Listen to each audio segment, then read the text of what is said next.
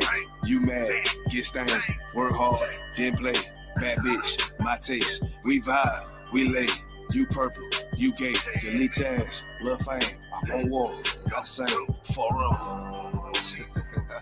4-0, these people. 4-0. I try to tell these motherfuckers time and time, 4-0. Pussy ass, purple ass nigga, man, 4-0. They get your born ass right. Niggas better get their weight up, you little body bitch. Worry about a damn pay cut, you little body bitch. I ain't worried about none of these niggas, little body bitch. You that scare ass, cow ass, little body bitch. Had to fuck around, get my rank up, you little body bitch. And I'm pouring up, yeah, young nigga, and I'ma take a sip. Damn, all these niggas run down hate, but tell them zip it lip. And you a dumb ass, scare ass, boy, little body bitch. Damn, and I ain't worried about nothing, nigga, nah, I ain't worried about shit. I got more than one, so you know, nigga, don't reminisce. I spit flavors on these damn beats, niggas better catch a bitch.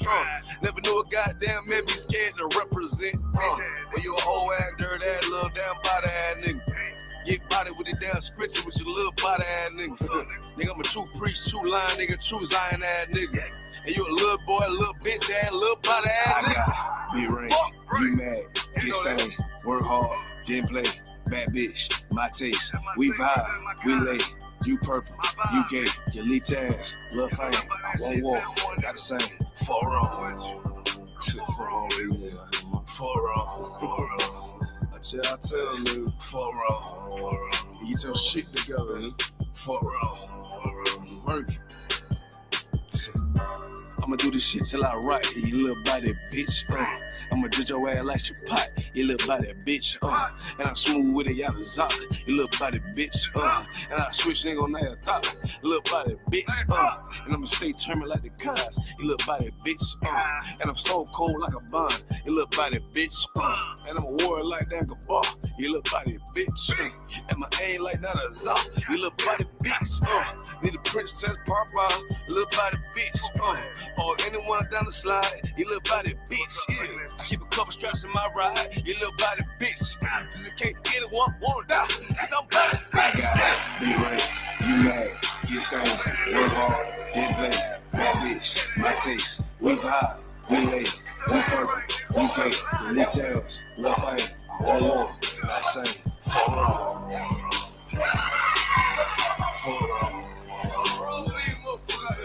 4-0. Hey, that's how I tell you, nigga. When I say that, I say that. Fuck wrong with you, pussy ass nigga. That's hell now.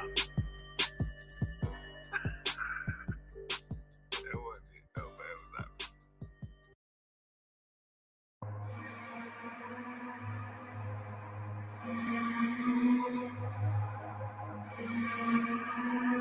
Buddies, bust their head. ODing on the beat, Narcan flow. We outside. We outside with it. That temperature's getting hot, we take it outside. You run your mouth up in the store, we take it outside. I got my killers with me, you won't make it outside. Outside, cause we outside. Before the COVID had the mask and we was outside. The Glock loaded, extra mag and it's outside. There's one west for that bag and we outside. We outside. I got the world in the palm of my hand. One west sleeve stretched, do it live on the gram. Had a whole world viewing. Click and subscribe. Had them niggas off the block, tell them shooters they want a job. I just put them on the payroll. When I get control them, I just mold them like they Play-Doh. Soldiers giving Halo, trying to get up at them pesos. 40 cows send you out of space, Jeff Bezos. And Jeff Bezos, leave you all boxed up. All cause my delivery, I be on that prime shit. Take you time to get with me. Got me like Vladimir. Treat you like the Ukraine. Raise your little city, now you boating like Usain. Scope costs more than the rifle. I got new aim, fresh kick, spit with the blick. Not my shoe game. Used to have a dirty 30 tied to a shoestring. Now I got the Ruger 5 and 7. That's my boot thing. That temperature's getting hot, we take it outside. You run your mouth up in the store, we take it outside. I got my killers with me, you won't make it outside. Outside, cause we outside. Before the COVID had the mask and we was outside. The Glock loaded, extra mag and it's outside. There's one west for that bag and we outside. We outside. That temperature's getting hot, we take it outside. You run your mouth up in this club, we take it outside. I got my killers with me, you won't make it outside. Outside, cause we outside. Before the COVID had the mess and we was outside. The Glock loaded, extra mag and it's outside. It's 1 West for that bag and we outside. We outside. I don't talk hardly. Be there when you call me. Send them Philly clippers at your head like a baldy. Chopper get to run down your block like a Harley. No, this ain't a big hog. This the big dog. In your city, swinging through the jungle like it's pitfall. In the water wading, marching to my cadence. Big burst of thunder in my hands like I'm reading. Shitty Mortal Kombat sounds, but I ain't playing. Look 'em in the eye before the war like a weigh-in. I'm up in the AM, politicking movements with that Draco from the vid because it's proven. Waiting on my brother how to bid, he ain't do shit. That's how life go. Win some, you lose. Seen a little nigga beat a big nigga out his shoes. Seen that nigga come back, pull up with a gun strap, rob everybody outside, told him run that. We outside. That temperature's getting hot, we take it outside. You run your mouth up in this club, we take it outside. I got my killers with me, you won't make it outside. Outside, yeah, we outside. Before the COVID had the mask and we was outside. My Glock loaded extra mag and it's outside. It's 1 West for that bag and we outside.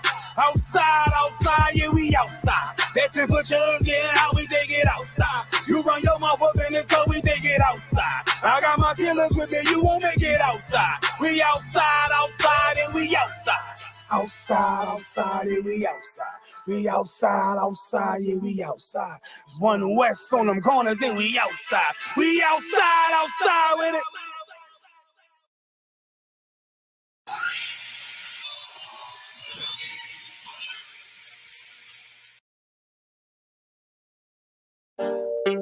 Hey, yo, Yahanna. Hey, y'all, what's up, Ottawa?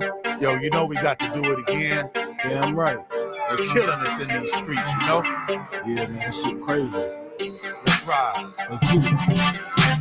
My heart goes out to all of my brothers who been shot by the cops. Can't trust the undercovers. Cold-blooded the way they did to Mitch Stanley. Shot him in front of his own home with his family. Innocent black man killed once again. To the hands of these crooked cops, they ain't your friend. Hunt us down, they bloodthirsty men. Gun us down, walk free, and they win. They killing us like George Floyd. Put a knee to your neck while they hold you down. You can't run, they'll gun you down if you drive away like Andrew Brown. Same way they did Matthew Williams. He had a knife, but they ain't have to kill him. Lied on him, say he lunged at him. He tried to flee, they shot their guns at him. It ain't gotta be nighttime, it can be broad daylight. Get out your car, try to get back in, they'll kill you like Dante Wright. If you think cops like us, they don't, they hate us with all they might. When they pull you over, guns drawn, finger on trigger, they don't play fight. Nah, they don't play right. They don't give a fuck about witnesses. Gotta really show them what the business is. Why they out here killing kids, and we see what it really is. Got me losing my appetite. When the bitches harassing you at the light. When you feel you gon' die, then it's fight or flight. That's what happened to Rodney Applewhite. Tired of these cops killing us. Every day of the year they killing us. Tired of these cops killing us. When you turn on the news, they killing us. Tired of these cops killing us. In broad daylight they killing us. Tired of these cops killing us. They killing us. They killing us. Tired of these cops killing us. Every day of the year they killing us. Tired of these cops killing us. When you turn on the news, they killing us. Tired of these cops killing us. In broad daylight they killing us. Tired of these cops killing us. They killing us. They killing us. Never will understand. We living in fear. We killed every day because they got the upper hand. They murdered another man. Yeah, his name Joshua Peace. Kicking his body, he lay in the streets. It's the belly of the beast. That's why we say fuck the police. Fuck. Crooked cops stay stalking. Kurt Reinhold murdered for jaywalking. Damn. Pull me over, I hand you my gun license. I ain't doing no talking. Yeah. Justice for McHale Rose, murdered by police at 19 years old. Man. They said he had burglarized some place, but that was a lie. Let the story be told. They live by it, they gon' die by it. Understand what I really mean. Shoot a nigga while he handcuffed in a seat belt that was hood and green. Patiently waiting for the Lord's vengeance. In the UPK, we got the illest team. All devils, they must die. Cut their heads off with a guillotine. Right. AJ Crones and Sincere Pierce, y'all gonna learn who they are. That's right. The cops massacred these two young brothers and shot at their car. These devils can't help us, it's one solution, let's not pretend. We begin to police our own neighborhoods, we must defend and bring these homicides to an end. Tired of these cops killing us, every day of the year they killing us. Tired of these cops killing us. When you turn on the news, they killing us. Tired of these cops killing us. In broad daylight, they killing us. Tired of these cops killing us. They killing us. They killing us. Tired of these cops killing us. Every day of the year, they killing us. Tired of these cops killing us. When you turn on the news, they killing us. Tired of these cops killing us. In broad daylight, they killing us. Tired of these cops killing us. They killing us. They killing us.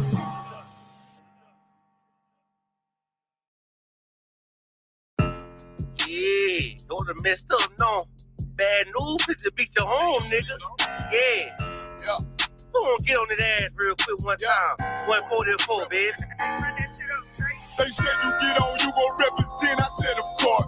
Soon as they crank that beat, I ride that bitch just like a horse. She about to go dumb, yeah, bitch, me whole guard. You ain't know they call me Obi-Wan. I go with the force. You gon' ride, yeah, of course. Get it lit up like a torch. You either low or this Lord, so that bitch is either or. Yeah, I know them niggas ain't cut like that. I swear I'm to our core. Wait up, let me make a call right quick. I'ma start another war. I was hurting when she left, but I don't care about any part.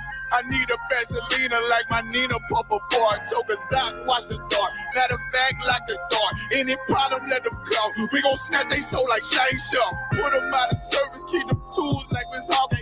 Try to hope it's way too late. I'm headed straight to the safe. Throw that one up like a trophy. I'm that nigga, ain't no debate. Told them boys we taking notes. Call them up like Saturday. This shit a piece of cake. Yeah, my bitches came from Whole Foods. Told them put on that top 3. Then bring me my house shoes. Don't make excuses, make moves. These niggas ungrateful, gotta show them UPK rules. I make hits like I can't lose. They said you get on, you gon' represent. I said of course. Soon as they crank that beat, I ride that business like a horse. She about to go dumb, yeah, bitch, the whole court. You ain't know they call me Obi-Wan. I come with the fart. You gon' ride, yeah, of course. Get it lit up like a torch. You even low or this Lord, so that bitch is either or. Yeah, I know them niggas ain't cut like that. I swear I'm to our court. Yeah, I just got off the call. I'ma start another war. Spit a plate up with my niggas. Get your knife and your fork. They ain't locked in with the coat and with the speaking to me fart. Yeah, I just took the floor. Ain't no cowards in my campaign. They can't stop the campaign. Tell them bring the champagne. They know I'm a champion. They can see the outcome. Get them niggas bad, got them tied down and out there. You can't do with them steps. Niggas been down since day one. We run up the bands, bitch, like Dylan. They say you get on, you.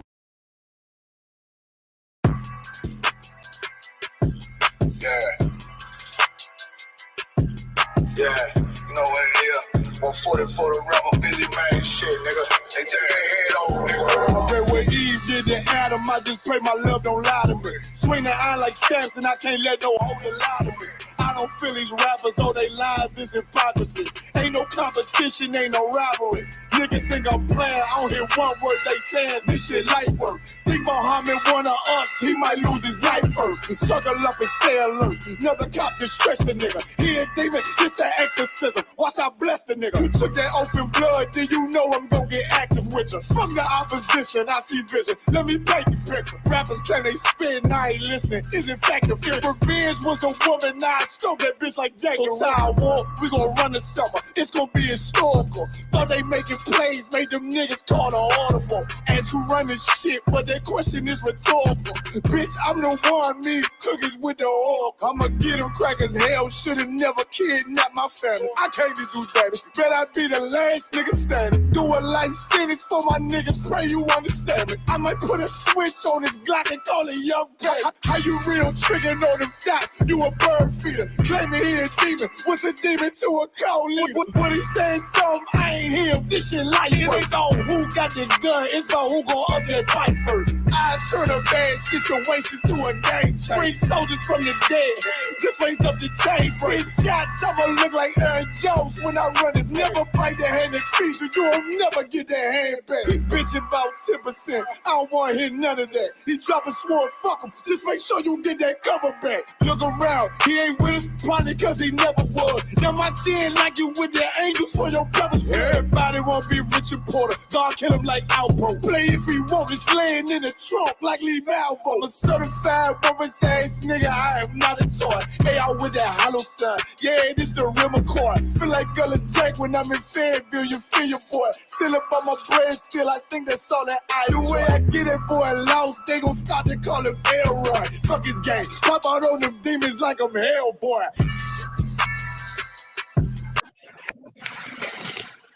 Gotta fix the camera a little bit. Testing. 1 2. Hey, what's up? You gotta what's fix your name? RH. This. What's your name, brother?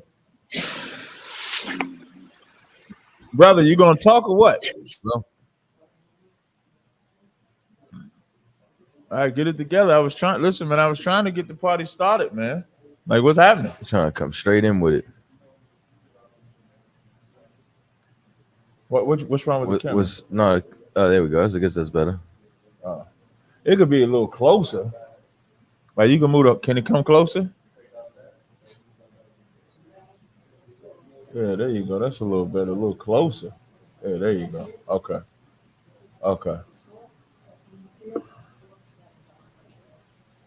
What? Oh, you want me to talk? Oh, I was ready to talk. I thought dude was coming with some smoke or something. Put the cat got his camera together. He's still frozen. He frozen? Hey, well, you should kick him, and then he'll know he got to come back in. Don't ban him, just kick him. There you go. He might come back.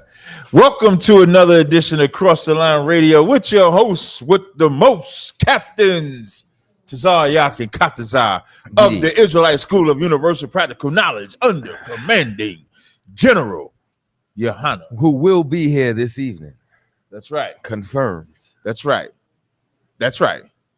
Hey, I just saw Hulk Hogan rip his shirt off at the Republican National Convention. With much, the scriptures talks about how with much merchandise they sell us, brother. And they are the Republican Party. Listen, the Republican Party, the Democratic Party is the Catholic Church. The Republican Party is the Black Church. The Republican Party got a whore, Amber Rose. Can I say whore? No. 304. 304. The Republican Party got a 304. That's a white. And here's the heavy part. All the black women that was trying to say Amber Rose was black, now that she done switched to Donald Trump, now they're going to say she white. She been white. Amber Rose been a white woman. She got a white daddy, got a black mama. She been a white. Listen, I've had arguments with this woman, Amber Rose, on Clubhouse over her being a white woman. That's what I had, me personally. She's a white woman. You got Hulk Hogan. Did you see the picture? Did you see the picture of the ear? Which no. Go on my Facebook page, Aisha. Go on my Facebook page. Hey, come on, brother. You gonna have to vote for. Okay. Come on, brother. What you gonna do when Donald Trump? Y'all cannot believe that they had Hulk Hogan there and he ripped off his shirt. He said, I ain't Hulk Hogan, I'm Terry. Terry. Because that's his real name, Terry. Is it? That's his real name, Terry. I did not know that. No, go to. Did that say Tyree Gas profiles? What the? You got. You gonna have to. Your next account is gonna have to be like the real Tyree Gas. Like you gonna. All right, go to Tazaryach on my Instagram account. You guys see, listen, they taking. You know, Donald Trump about to release some shoes, right? With the bullets, with the assassin shoe. No, wait, a new shoe? A new shoe for the assassin. No, I don't want that. No, go back. Hit X that up. Just scroll down. Scroll down. Keep scroll. Right there, Trump. Look at that. Now, you see the picture with that ear, right? Wait, what?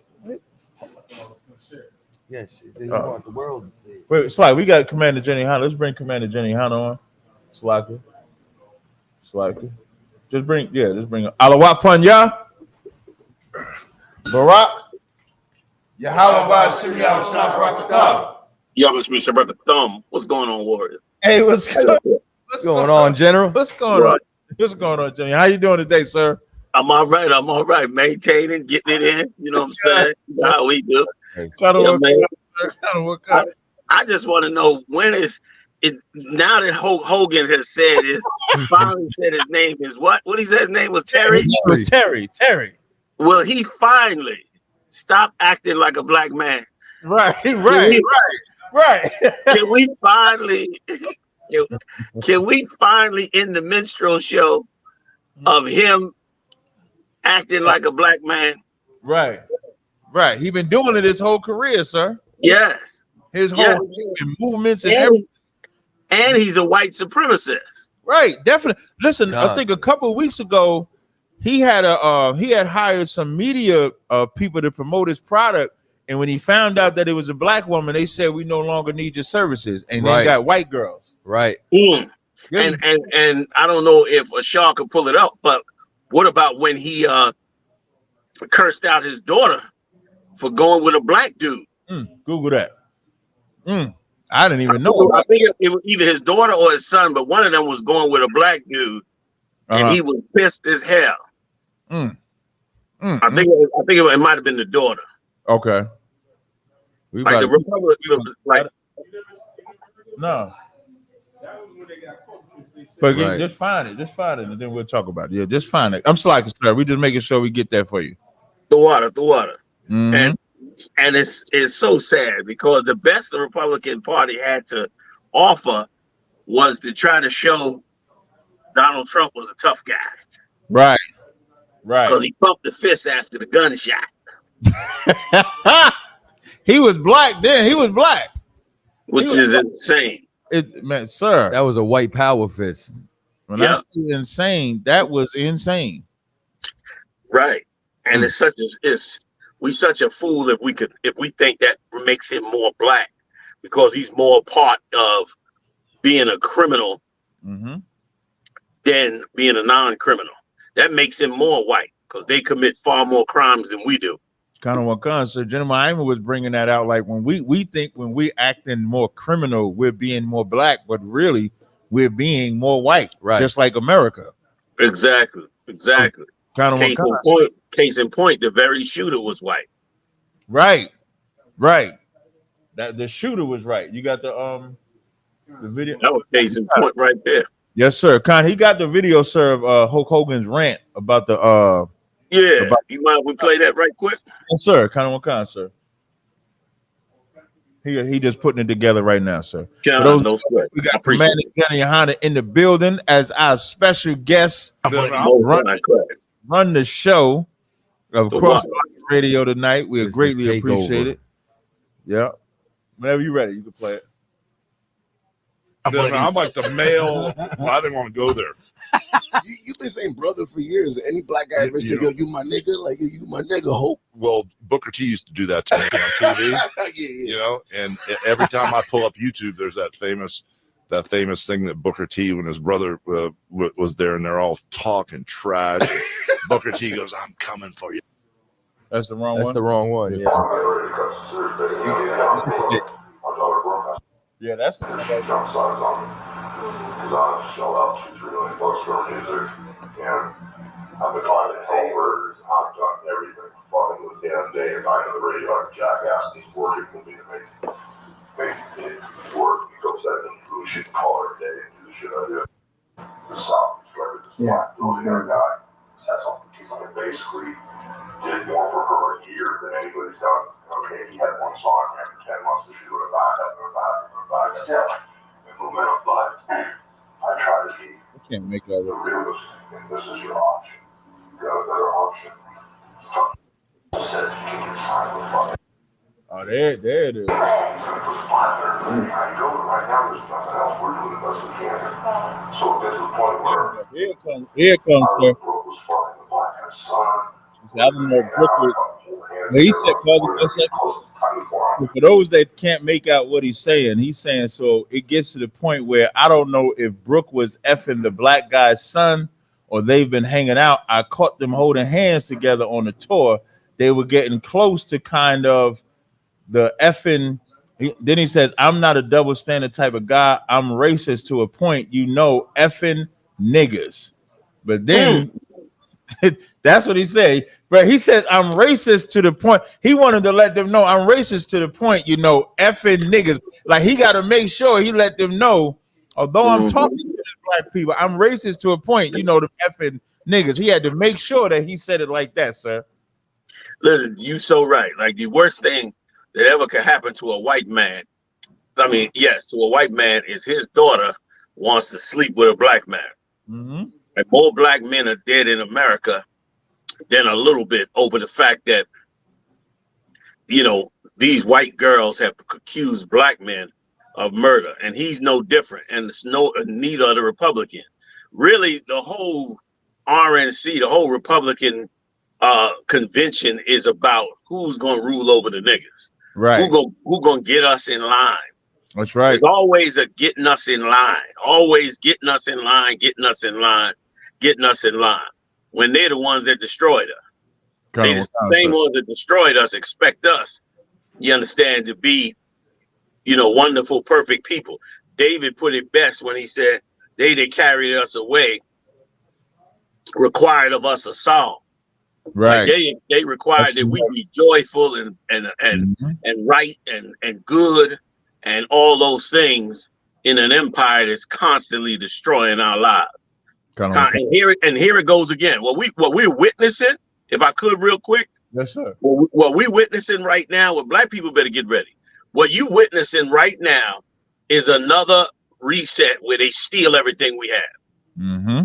That's what's getting ready to happen. They get ready to come in, steal everything you have, you understand, and put you back in poverty and make you start all over again for the next generation or two to try to dig yourself up out this hole, if they even allow you to dig yourself up out the hole, because of course, they don't have no intention of it.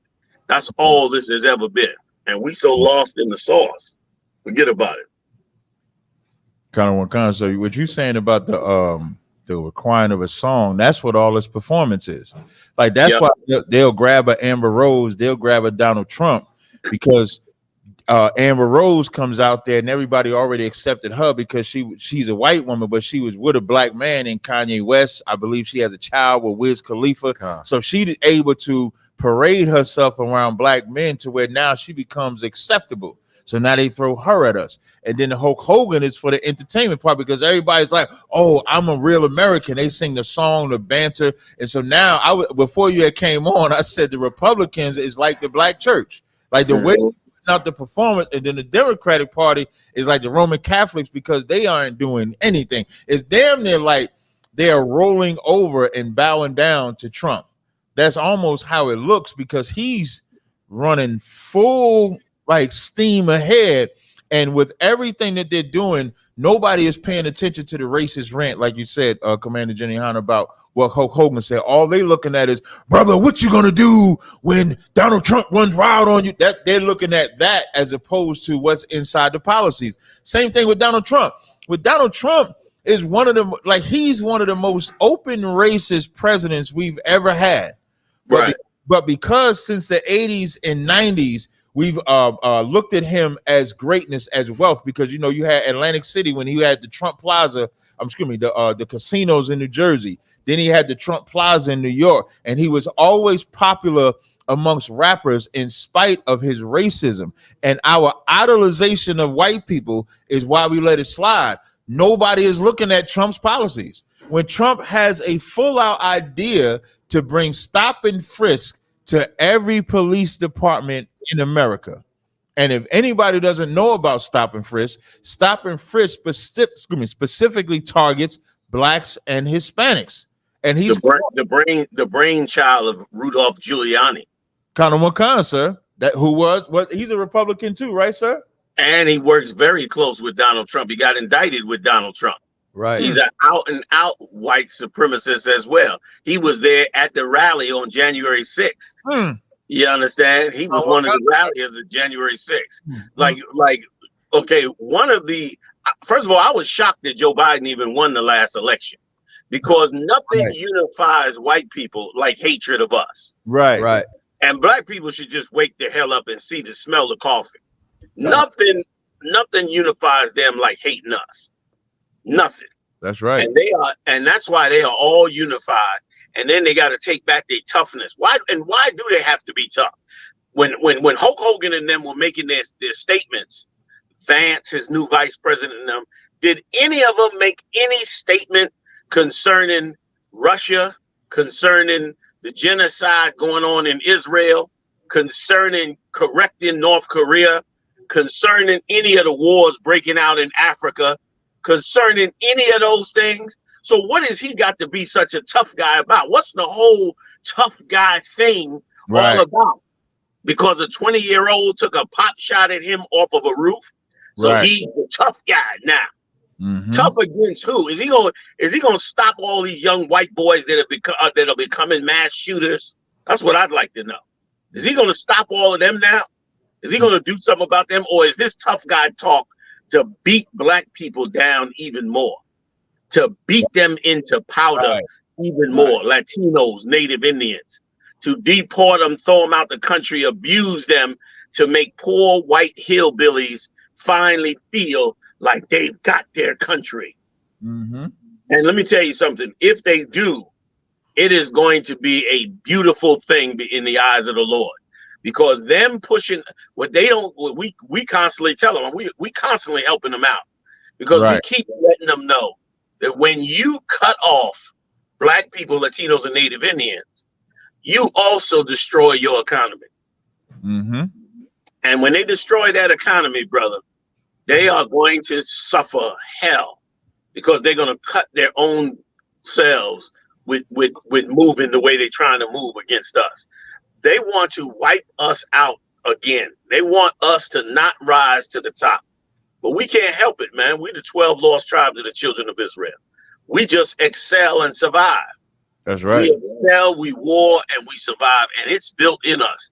And that's why, if I could plug this lecture, with the Fire Weekend this weekend, I'll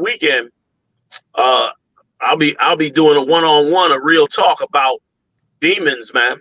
And the Lord has given us the tools to fight these demons. That's right. And we excel in these things.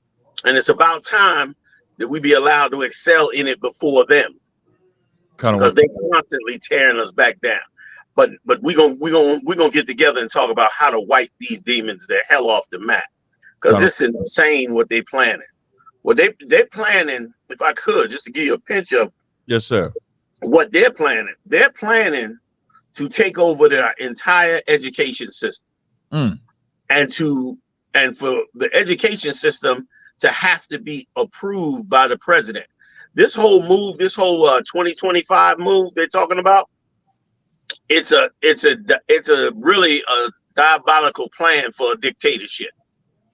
Like, really, that's what it is. You saw how DeSantos in Florida started cutting off universities, because those universities were teaching about what's it called? The slavery. The whole 1611. I forgot the term they used. Let me see if I can look it up. 1611 or 1911 or critical whatever that theory. Say again. Was it the critical race theory? The critical race theory. Yep, that's one of the names of it. Like, because those universities were allowing people to teach the critical race theories, he cut the funding off for them. And then they rebelled against him. The students all started running out of the universities, and it created a whole big chaos. The exact same thing is going on at Harvard University right now. They're protesting against Harvard University for investing in Israel. And Harvard University is trying to hold waters back, push them back. Same with Columbia. The president of Columbia University called the police on the students of Columbia University, and then lied and said that the students were trespassing, that they were ex-students or students out of school. And so now the universities are in an uproar, because the new plan is to give the last word right. Big shout to Red. Red said the 1611 project, I think it is. Like the new plan. Now the new plan is for all the education system to be approved by the president, or approved by the White House. Now, if that happens, that's the end of Black history. Fact. That's the end of the history of slavery. Yeah. That's the end. They're gonna change the entire scenario. That's just one aspect of it. it's always in this empire, it's always a march towards destroying us. Kind of what kind, sir? And if he gets in that office, I just want to know, what are these black leaders who put their heart and soul into Joe Biden, what the hell are they going to do now? What are these buffoons who've been on CNN for the last year or two talking garbage? What are they going to do now? Now that their great white hope might end up losing the battle. Now they got to send in Kamala Harris and hope they can get her across the threshold. Right. And it's so sad because nobody really, even white people don't want Donald Trump in office. But they might take her over here. But if not, and he gets in office, brother, he's going to destroy Black America. And they don't even see Latino America and them same poor white hillbillies. And they don't even, and black people don't even see it coming.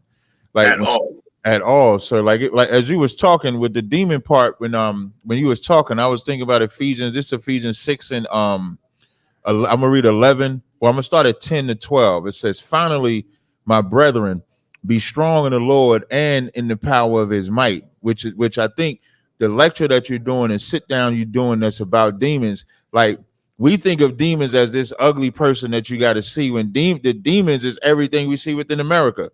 When everything that we see in America and what it provides, that weed, that abortion, this presidential election, all of this is why we have to be strong in the Lord with this power and might. Then verse 11 says, put on the whole armor of God that ye may be able to stand against the wiles of the devil. Like whether people, like everybody that side with Biden, I was just watching this interview where Joe Biden was saying that he's a Zionist. Joe Biden is in an interview saying how he's a Zionist, and you don't have to be Jewish to be a Zionist because of all the attacks that they've had to endure in history. Well, for him to be talking about the Israelis with the Zionists, about what they had to endure, why don't he, for all the people that are Biden lovers, where's his love in saying that he has the same love and care for the blacks that love to support him? That's the wild of a devil, where he can openly say, I'm a Zionist, give you nothing. And just because you look at Trump for hatred, you think that Biden is going to love you. There was another video I saw with Biden, sir, where he said he couldn't go to black people because he couldn't put foot on the ground in the projects. I don't saw that video. Because he couldn't get to the projects, he couldn't get to black people. And they sitting there hearing him saying it and don't even look at how he's saying he's belittling black people to the projects. And if I could, yes, sir. So, like, if I could add to what you're saying, and then he turned around and went on the Breakfast Club and said, "If you don't vote for me, you ain't black. You ain't black. You're not even black." And black people wasn't offended at that. Right. Like Charlemagne, who's a black man, like at some point there should be step. You would think that maybe everybody ain't got the heart like Commander Yahanna and us, right? So maybe you ain't got the heart to be that tough, but there got to be something that would trigger your blackness. Like for a white man to say, if you don't vote for me, you ain't black, you ain't gonna say nothing.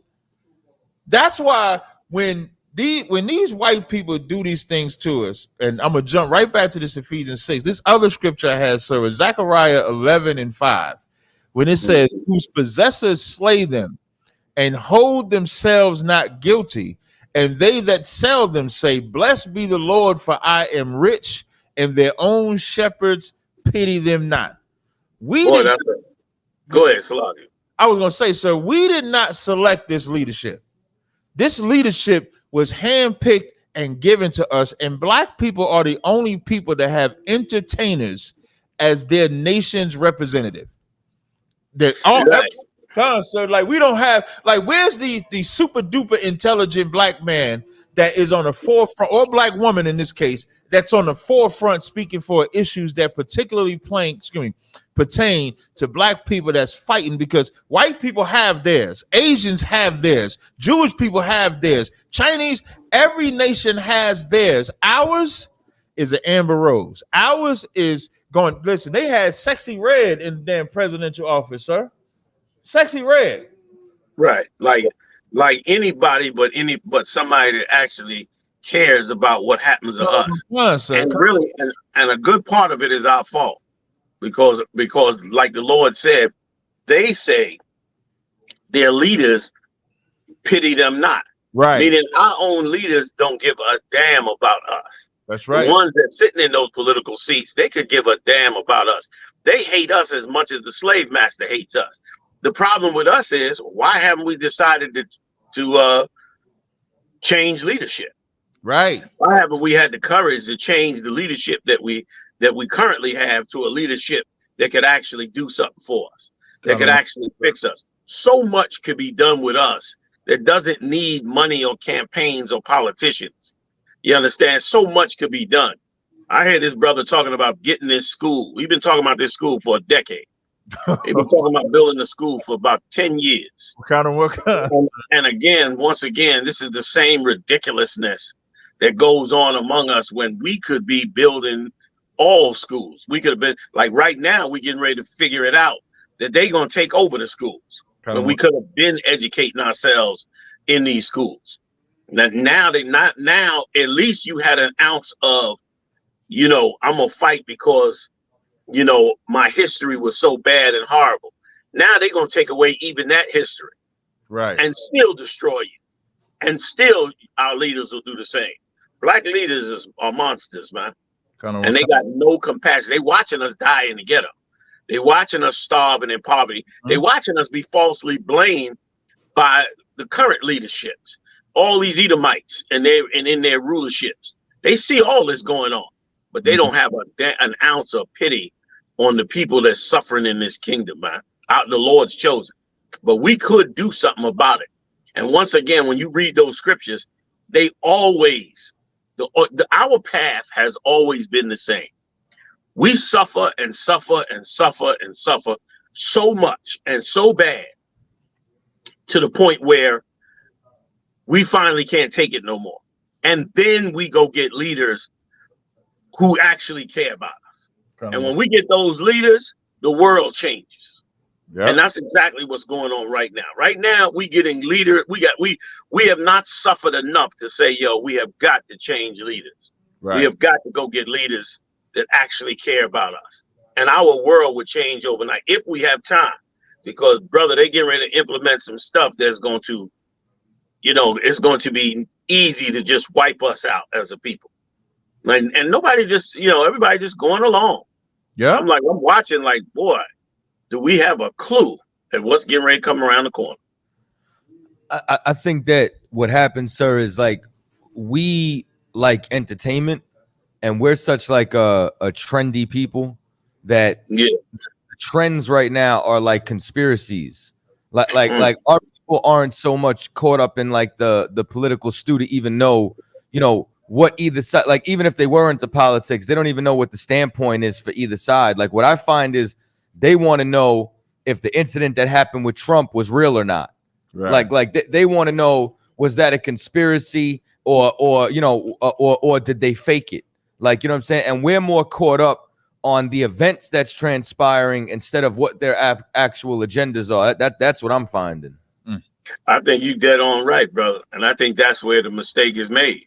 I think that if we were to raise our own, did I cut you off? I didn't cut you off. No. If we were to raise our own children in our own schools, our children would understand politics from very young. Right. And the necessity. Like imagine this. This is the dumbest thing in the world. You go through 12 years. 12 years of school. Right. All right. And that's before you even get to college. You add college in there, and you just went from 12 to 16. If you add college in there for a regular degree, you go to a higher degree, we talking 18. You want a PhD? We talking 20 years of schooling. 20 years of schooling. And in those 20 years, unless you become a lawyer or something like that, you learn nothing about the law of the land. Nothing about it. You learn nothing about the politics of the land. You learn nothing about it. You learn nothing about how the economy of the land works. Right. You learn nothing about it. Like this is a system not designed for us. Right. This is a system designed to make sure we never go a step further. And now we come into a time as a people where men like us that understand the Most High and understand the truth, we're going to have to take a serious oversight because nobody else is doing it. But we're going to step in and take a serious oversight over all the people of the Lord, because otherwise our people will just wither away. That's why we in such ignorance and stupidity in this society. Could you imagine everything we touch turns to gold? Our inventions, our abilities, everything, all the things that we create, all the modern technology is coming from us. We're designing it, we're creating it, we're coming up with all kinds of new technology. They get to take it, patent it, and put it out there. And as a result, we get no credit for it. Our kids are never taught about it. It's pushed under the rug. 20 years later, it'll be in a book or some old video or something, along with, the brother that made the stoplight and every other little thing that we did to carry forth this truth. This is a time for change, man, among us, a serious time for us to look at the demonic world we in and make a choice to go against that demonic world. So then, based off of that, right? So I have two questions. I guess I'll go in reverse based off of what you and so then to people who say then is a solution to counteract it? Would it like the first question would it be homeschooling? What then is a solution to counteract their agenda to what they're trying to do with the education system? The first thing needs to happen is we have to come together and decide who's going to be in charge. That's really all that matters. All that matters. If you put the Israelite School of UPK in charge, then we're going to roll out an entire plan to remove all our children from every school in America. Right. And put them in our own schools. We'll roll them all the way out. You know what I mean? I saw I was surfing the web and I was looking on YouTube and I saw a ocean liner. It was a big giant ocean liner. It was parked at a dock and it was abandoned. It was unused. And they're sitting at this ocean liner and they're saying how they wish somebody would come and find a use for this ocean liner. And all I could think about is that ocean liner has about 5 or 6 floors in it. You could put about 30 or 40 classrooms in that ocean liner. That's the end of school in that city underneath Esau. That's right. You understand? Because they're not giving us the money anyway. The billions and billions of dollars going into the educational system, it's not going to us anyway. It's going to superintendents and payoffs and gangsters and politicians who's all eating deliciously off of the money that's supposed to go to the education of our people. Remember, when they came to us and stole the numbers game that we created in Harlem. That's right. Okay, first by using the mobsters to do it. Yeah. Then they came in with the lottery. And by setting up the lottery, it was supposed to go to what? Education. Because, of course, it was like, we're going to take this money and use it for the right reasons. Right. And meanwhile, not a dime of that money goes to education. Now is diverted every time their budgets come out. That's right. Just another example of robbing us. So since they're not giving us the money anyway, guess what? We pull our own kids out and start educating them ourselves. And then guess what? We won't need the lottery because you know what? We'll stop using the lottery and instead we'll invest in businesses that invest in us. We'll invest in infrastructure that helps us. We'll get rid of clowns that's trying to pretend like they're trying to do something for us. And we'll begin to change a whole generation of our people overnight. But of course, they never want to hear that happen. They complain about how we don't go to school and we got low scores. But if we told them tomorrow, oh, you know what? We're going to take all our kids out of school and we'll educate them ourselves. Let's see what their scores look like afterward. They'll freak the hell out because they don't want to stop robbing us through our education. They just want to beat us down a little bit more. And that's all that's been going on among us for years and years and years. This has been a real walk of hell. And now it's time for us to take that oversight. So to answer your question, Cap, That would be the first thing. The first thing is you need righteous leadership that's ordained by the Lord. Because once the men of God are put in power, you will not be able to stop them. No matter who you are, what nation you are, what weapons you have, you will not be able to do that. All we have to do is call on the Most High. The Most High would step in, set us up with the right leadership, the Israelite School of UPK, of course, and then we would go out and we would just automatically overnight change the situation. We would change the economy, man, for all the brothers and sisters that are in the streets. We would change it overnight. 500 homeless in Atlanta. I can't believe it. 500 in one day on the streets of Atlanta. You know what I mean? We get rid of all the drugs, which is so easy to get rid of if you are allowed to do it. You're not allowed to do it. But if you're allowed to do it, you can get rid of it overnight. We don't have to live like this. This ain't normal human behavior. This is abnormal human behavior. Right. And we are being forced and pushed and coddled to follow the demons, like you brought out, where you said put on the whole armor that you might fight against the wiles of the devil. That wiles that it's talking about is all of the manipulation that's being done to us. Right. To get us to kill 350,000 babies in the abortion clinic, to get us to, sell and buy drugs among ourselves and murder each other over it. Right. Like all these things are put in place. These are the things that demons whispering in our ears every day. And we need to combat it now. It's time to combat these demons and push them out the door and give them no place among us. No place to seduce us and to brainwash us and to try to draw us into a world that's wiping us out every day. We need the tools to do it. So then to the first part, right? So then to us falling for propaganda, to our people who are lost in the TikTok rabbit holes and the conspiracies, then to anybody who's arguing over if there's what transpired at the last event, what can you say to them to actually refocus them on what it is we need to be paying attention to and what it is we need to be doing as a people, rather than if it's a false alarm or not? Because my answer is usually whether it happens or not, we know the oppressor is the devil. How does that, what does that have to do with us coming together as a people? That's usually my response. But you, I know, have something, much more seasoned than what I could offer them. So what would you say to realign their focus in the right direction? Excuse me. I would say the same thing you would say, Kataza. What we would have to do now is be free across these airwaves to teach brothers and sisters, one, that it may or may not have been a conspiracy, to clear their mind of that nonsense. And then to show them the importance of why, regardless of what candidate gets in office, this is our path to suffering. This is our path to not suffering. And we'd have to be free to do it.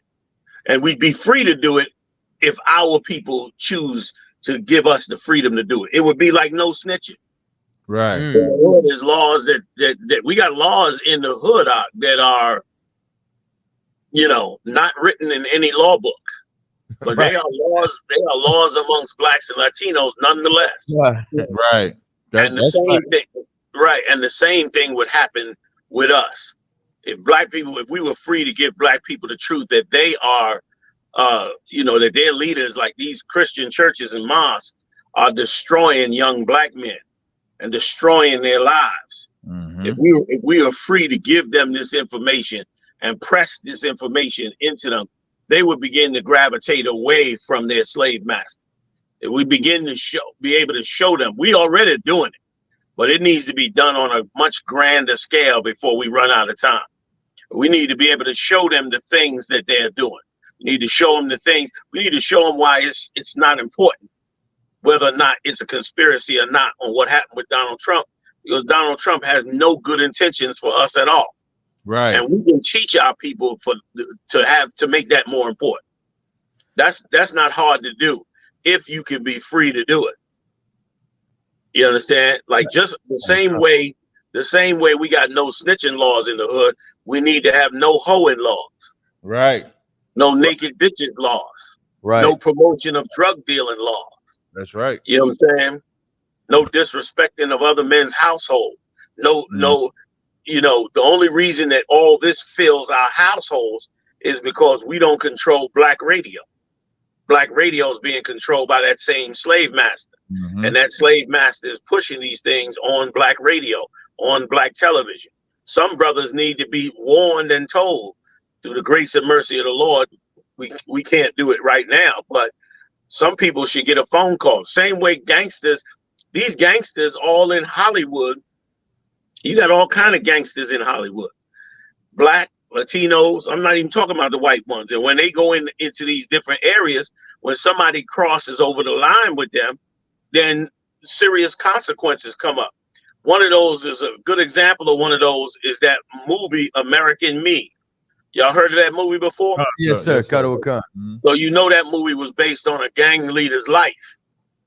And they put some things in the movie that ended up getting 3 people killed because it was things put in the movie that was not supposed to be in the movie. So that gang made sure that the portrayal of them was not incorrect. You know what I mean? They like it was the consequence of misportraying them was the lives of 3 people. Now in the world of politics and religion, that would be looked at as evil. Like, how you going to kill people over that when that's what America and other countries do every day? They assassinate people every day. They kill that New York Times reporter and chopped him up inside a Saudi Arabian embassy. Chopped him up with some kind of animal cutting sword from the ancient Arab world. I forgot the name of it. Some kind of bone saw. They chopped this guy up and put him in a bag and got rid of him because of what he was saying about their empire. Like, I'm not saying for nobody to go out and do that, all right? Right. I'm saying that. I don't want nobody to get that wrong impression. Right. What I'm saying is there should be pressure on these different entities and leaders to do the right thing. I mean, Oprah Winfrey remade The Color Purple into a Disney-like film. Right. And then in the end of the film, I didn't see it, but this is the reports I received. Then in the end of the film, tried to make the rapist or the child molester become cordial friends with his victim. Wow. Like, life goes on. Life goes on. Like, that's the kind of misuse of our history that has to be changed. Now, once you start to change that and add to brothers and sisters what they need, then they themselves will get the tools they need to fight against being caught up into whether or not it's a conspiracy or not. They'll begin to fight those tools. Of course, they can't fight the tools now because they don't have enough of the alternative to fight the tools. They don't have enough of the proof. But throughout all our history, we began to move towards that truth, move towards that position. And it helped us tremendously and will again. But again, we have to choose against these leaders and against these politicians and against these other nations and against their philosophies and against their gods. We have to choose against them. We listen to every god in the earth. Everybody that had a god, we listen to. And them gods were worth nothing. They did nothing for us. They fixed nothing for us. They did nothing for us, but destroyed us and made us more subservient to their people who now sit over the top of us. We have to be able to stop that. And guess what? It won't be so important whether or not it's a conspiracy theory. You know what I mean? It'll be more important. Is this man an enemy of the Lord's chosen people? And what is he doing to harm us and how? Right. You know what I mean? Like, young black men and Latino men and Native men and women, they instinctively know when they are being mistreated. Nobody has to tell them that, but they're so brainwashed into believing that that is normal. I think it was on this very show. I could be wrong, but I think it was on this very show that you played a tape of Sexy Red on a podcast, and how she brought out how she had been raped, and how the podcasters shut her down and didn't want her to bring out how she was raped. They was looking for something more positive. You remember that? Yeah, we brought that out a couple of weeks ago, and I said that I actually said, I damn near want to almost apologize for the things I've said about her in the past, because it's clear she's broken, and she said that like a cry for help. But the platform she was on, they laughed at her. They didn't have any tools like Captain Tazaryach or General Muhammad in the counseling department to be able to help her heal. Like exactly, like that's exactly what went wrong. Like that's a perfect example of what I'm talking about. Because what if the president of Black America got up and said something about it? What if that was important to him? Right. What if you know what I mean? What if that was important to him and it got mentioned? Then guess what? That would be the discussion. The discussion would be, should we address issues of Black women being raped and molested? And then guess what? Oprah Winfrey couldn't make a movie like that without Black America's approval. And then that would be shut down. And then the ball would just continue to roll and roll downhill. And we would then become the kind of people that should be walking after the law, statutes, and commandments of the Lord. But we will get there. We're going to be forced to get there. We're going to be forced to get there. Go ahead. Salaki. So now, Cap, I know I've been monopolizing with some questions. I don't know if you wanted to jump in. I'm enjoying listening to this. Oh, most time, Christ.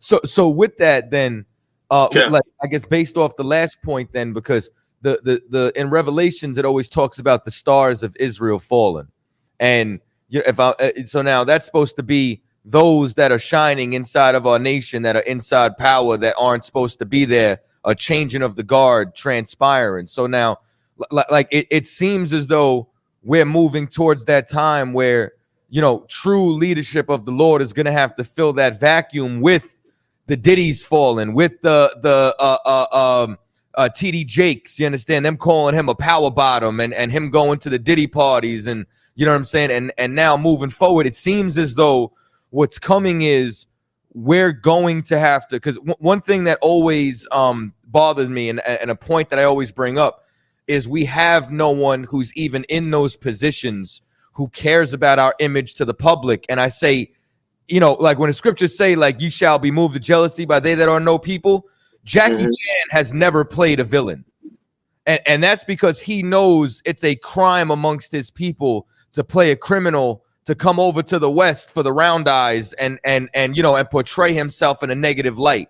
Whereas we're always either a criminal, or as you always put out, we're the butler, or we're Cuba Gooding Jr. and Men of Honor serving them. So we never have proper representation. So I guess as far as with what you're saying, are we in that time or moving towards that time where more of them, meaning where the shift is going to come, where you know what I'm saying, like, are we going to be fed up, or are they just going to continuously either gonna get disrespected by Esau and be fed up, or and I hope I'm not skewing the lines here, but what I'm saying is where either they're gonna be fed up and there's gonna be pushback, or are they gonna continuously be put in scandals and have to be removed by things that are so outrageous that even by our fallen moral standards, like Diddy, or R. Kelly, we're gonna be sick of them. Yeah. It's gonna be very much like when the Romans instituted the new taxes in Jerusalem. When they instituted those new taxes, the Israelites went crazy, because one of our main tenets in our laws is to not pay tribute to other nations. That's right. We're not to lend our money in the usury. Right.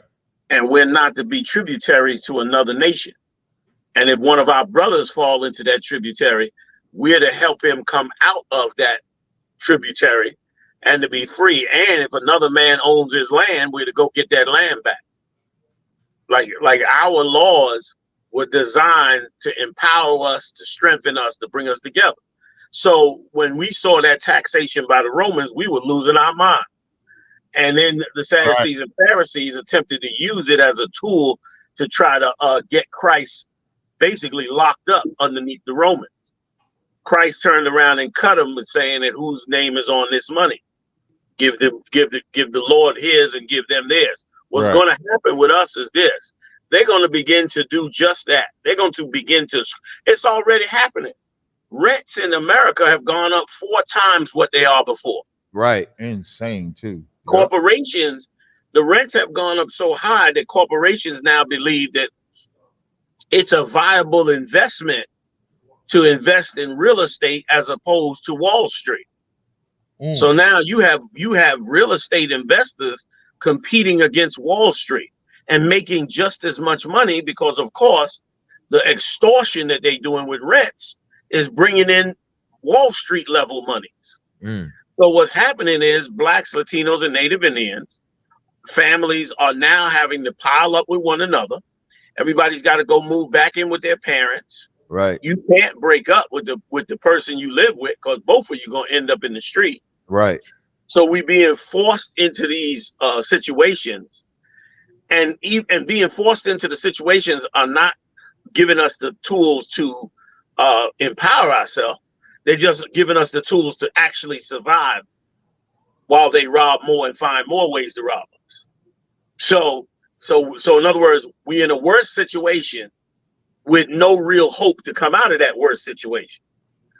And they'll just keep doing that. They'll keep adding worse situations. They'll add higher insurances on vehicles. They're trying their best to bring in a carbon tax.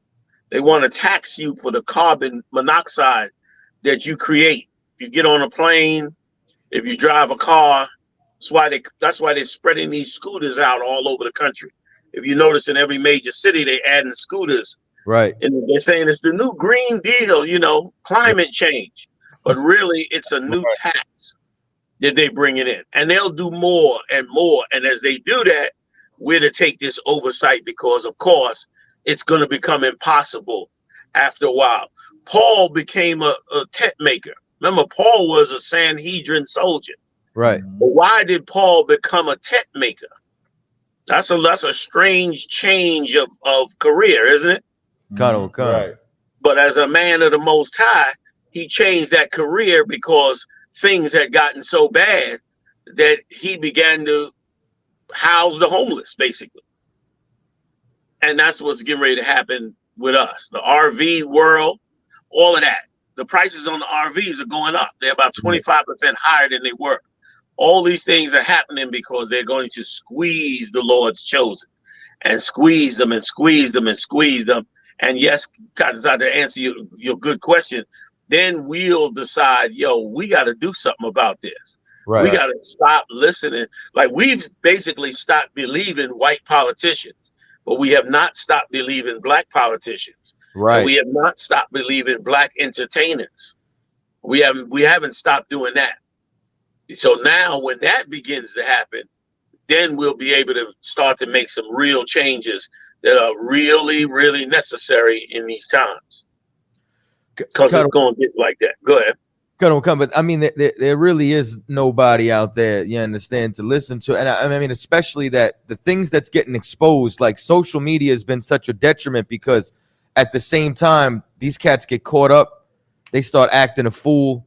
They start getting exposed. And now people stop taking them seriously. And it seems as though like I haven't heard a damn thing from an Al Sharpton or a Jesse Jackson. Like the old guard seems as if it's getting ready to dissolve. And I haven't seen anybody else come to fill that void, especially because even like you said with Umar, people ain't paying attention to Umar Johnson no more either because where's the school? Where's what you promised? Where's what you did? And then anybody else, I mean, not to even put them on the same level, Polite's under the jail. You know what I'm saying? The Nation of Islam, you know what I'm saying? Like I don't see them selling bean pies in the streets no more. You know what I'm saying? Like every other organization that's out there is dwindling, even to the point where, and I wish I could have said this when it was mentioned on the grill. It's like on America on Fire, where General Muhammad brought up about, you know, prophecies and things that you've prophesied over the years. Right. And one of the things that I remember, this was back in either late 2012 or early 2013. You brought out that you're going to see pastors try to act more like us, where they're going to grow the beards out. They're going to change their mannerisms. You're even going to see them with a speaker and a reader. And you brought out on Monday how now they're trying to put more because the churches are dwindling. People are running out of there. You know what I'm saying? So I guess it was less of a question, just more of a statement and an observation of the things that I've been seeing transpiring. You know what I mean? And if I could, what you're saying is exactly what needs to happen. What you're saying, like what you're saying is so more of what we need. Like General Muhammad teaching the class that he teaches is going to shock people with the things he's teaching. Right. The counseling, the prophecies that have come out, the different platforms that we've gotten on, the different moves that people have made towards us in the entertainment world. These things are shocking people around us, and that shock is what we need. That shock treatment is what we need, because that's what's helping our people say, okay, I got to look over here now. Right. I got to see what these cats are dealing with here, because they seem to be getting it right. And yes, by these things happening, in essence, we're doing miracles. In essence, we're doing things that are, you know, above and beyond the norm. Right. We're giving answers that are not the norm. We're giving explanations that are not the norm. We are doing things that's not the norm. The fact that in 2024, young black men are giving away food and clothes in an organized fashion in the United States of America is a phenomenon. Right. It's an absolute phenomenon. And yes, we did come out and say how those preachers would do that because they're trying to survive. Right. They're trying to survive. And it's very much the way Caiaphas was with Christ. Christ healed and repaired and brought these brothers back and brought these sisters back. And all they could see is that their reputation was dwindling. Right. And it needs to dwindle, because if it dwindles, guess what? People start listening to us. And when people start listening to us, their lives start changing. They start passing that around. And as they pass that around, brother, it's going to mean a lot. You know what I'm saying? Like, it's going to mean a lot. You Christians in these churches, man, what you've done to your own sons and daughters is vile as hell. The way you done treated your own sons and daughters, you cast them in the streets to be animals, to be food for the fodder. You turned them into selfish, greedy monsters that run around and invade the malls and shoot up. Today, 2 young boys just shot up a car with 4 people in it. Have y'all heard about it yet? No, not yet, sir. Man, they shot up a car with 4 people in it. 3 of them, I believe, was little babies. Little babies in the car. They shot them up. Like, you've turned out monsters from this church. And now, where's your gods at? Where's your politicians at? Where's the great life you were supposed to get? Where's it at? It's all gone. It never was there. Yeah. It never was there. You created creatures out of our own sons and daughters. You signed on to the evil of this empire, and you never looked back. That's what Caiaphas and them did. You saw the riches and the power of your slave master, and you decided to join him, and you became thoughtless to the people that God chose. That's right. You became thoughtless to them. You became a fool in believing that somehow, regardless of what happens to us, you are going to benefit from it. And now you're finding out you're not, because if the Republican Party gets in, all you black pundits and politicians, they're going to kick all of you off of CNN. And they need to anyway, because you're dumb and stupid, leading black people down a path that has no future for them when they should be turning to the Father. That's what's going on. So just to go back to your original point, yes, as these miracles, as these things happen, as these prophecies come to pass, the Lord will turn the hearts of our brothers and sisters towards us. And when them hearts change and move towards us, then things will change, man. Things will change beautifully. Cuddle and Khan. So then with Cap, I don't know if you have any. No, good. Okay, no sweat. You know what I'm saying? Because I'm you know what I mean. I'm locked in right now. You know what I'm saying? And I have a lot of interactions with different brothers and sisters. You know what I'm saying? And I guess the first point is a statement. The second part is a question. And with everything that you're saying, it's like the UPK and the truth is really like the secret place of the Lord in the sense of like what I find is like I run into this brother and there's a real street cat. And I talk to him and he's like, yo, I always see you, see how you carry yourself, see the brothers that you bring around you. And he's like, I always thought, you know, Israelites were crazy. He's like, till I met y'all. And he's like, y'all niggas like me, y'all just believe in something. And I start laughing and like he always thought this was religious, and he realized that this is really universal and practical and knowledge that, you know, that you apply to your life.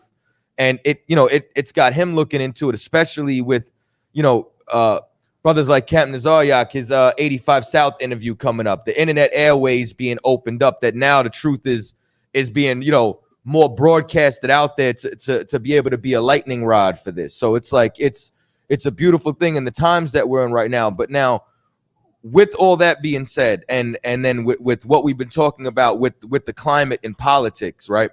In passing, I also find from the other end, the people who may have stepped away from the church, still have a Christian mentality, are still leaning on the broken staff of Egypt. What I find is when I say things like I'm not voting or I don't vote, the shock factor comes in, or they're still trusting in the system saying, oh, you have to, or this or that. Like, what is the statement that you could say to those who want to vote in the upcoming election or believe in the political structure or the shadow of Egypt? What do you say to those who still believe that, you know, I guess it's still safe to choose the lesser of two evils when evil is evil at the end of the day? Right. So those that are banking on choosing a lesser of two evils and still wanting to be integrated into the structure, what is the statement for them? I mean, my words would not be nice. Facts. No, that's right. My words would not be nice. My words would be, how much of a sucker do you need to be before you change anything? That's what I would say to them. How much of a goddamn sucker do you have to be? Your kids, your daughters is killing their babies, hoeing on stage out of both draw legs. You got the highest rate of AIDS in the world, and you want to tell me about voting? You know what I mean? The man that said vote and die is getting ready to be indicted, possibly be indicted for more child rape than damn near than Epstein or Weinstein. You understand? More secret filming of young girls and destruction of the Lord's chosen people. That's the cat that said vote or die. Right. You know what I mean? Like, how much of a sucker you got to be? And let me tell you something else too. I'd say to them also too that you hate your damn children. That you're an evil cockatrice. You're just like the Lord said. You are like Leviathan. You got no fucking heart. Excuse my French. You got no goddamn heart for your own children. You don't even care what happens to your children. You are a bitch ass complainer. Oh, this generation, they don't listen. Oh, this generation need to sit down somewhere. You're a complaining ass, bitching ass person. You won't get up to do shit. You're a lazy piece of garbage because you won't get off your ass and fix nothing. You understand? You won't do it. You won't go an ounce to even help your own. And God forbid if it ain't come out of your own biological body, you understand? You wouldn't even do a thing about it, man. Like, don't you at least care about your own children? How much of a sucker do you have to be? Let me tell you something. The things that we would need to do to fix blacks, Latino, and Native Indian people, you could not even do it in the political world. Right. I don't care who you put in office.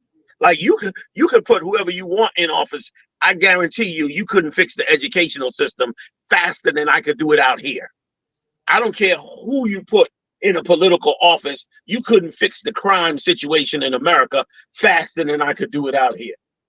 So all the things that you need to get fixed and done, you would never even be able to get it done by putting a politician in office. How much of a sucker do we have to be? And at least, okay, I'll settle for a halfway mark. At least give me halfway some sense of you got ideas, or you're at least listening to people who you believe have good solutions for black people. You don't even listen to nobody that has solutions. It's not even on your radar. What's on your radar for solutions is to put a politician in office, and namely, usually a white man. Like that's what's on your radar, and that is garbage for us. It's negligence. It's negligence. It's child endangerment.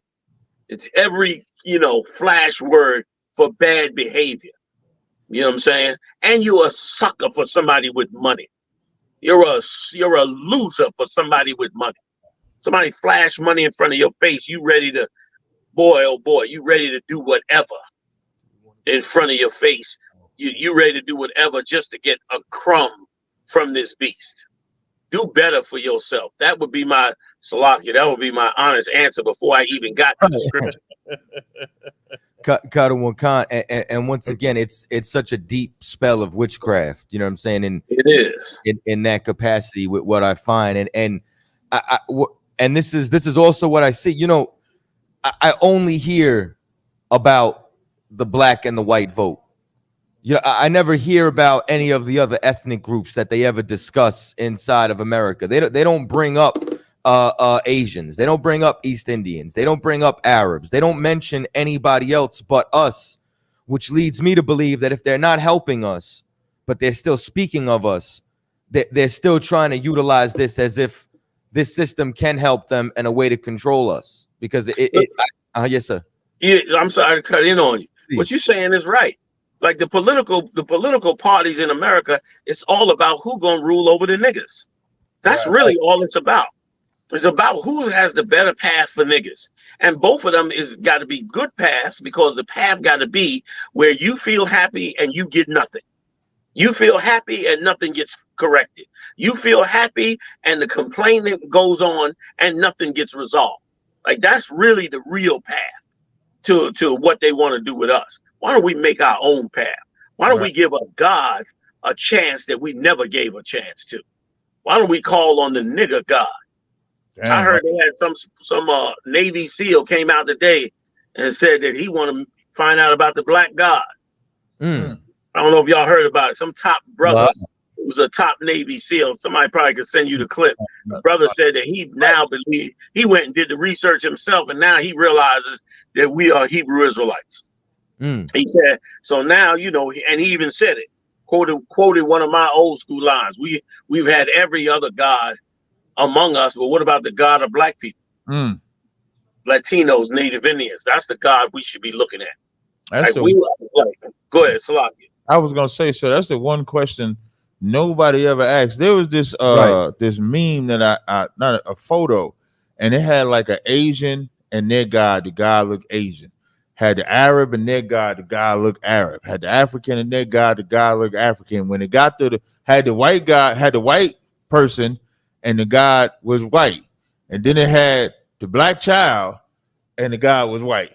Like, don't nobody ever wonder how idiotic it is for everybody else to have a God that's directly to their people, but ours has to come from our oppressor.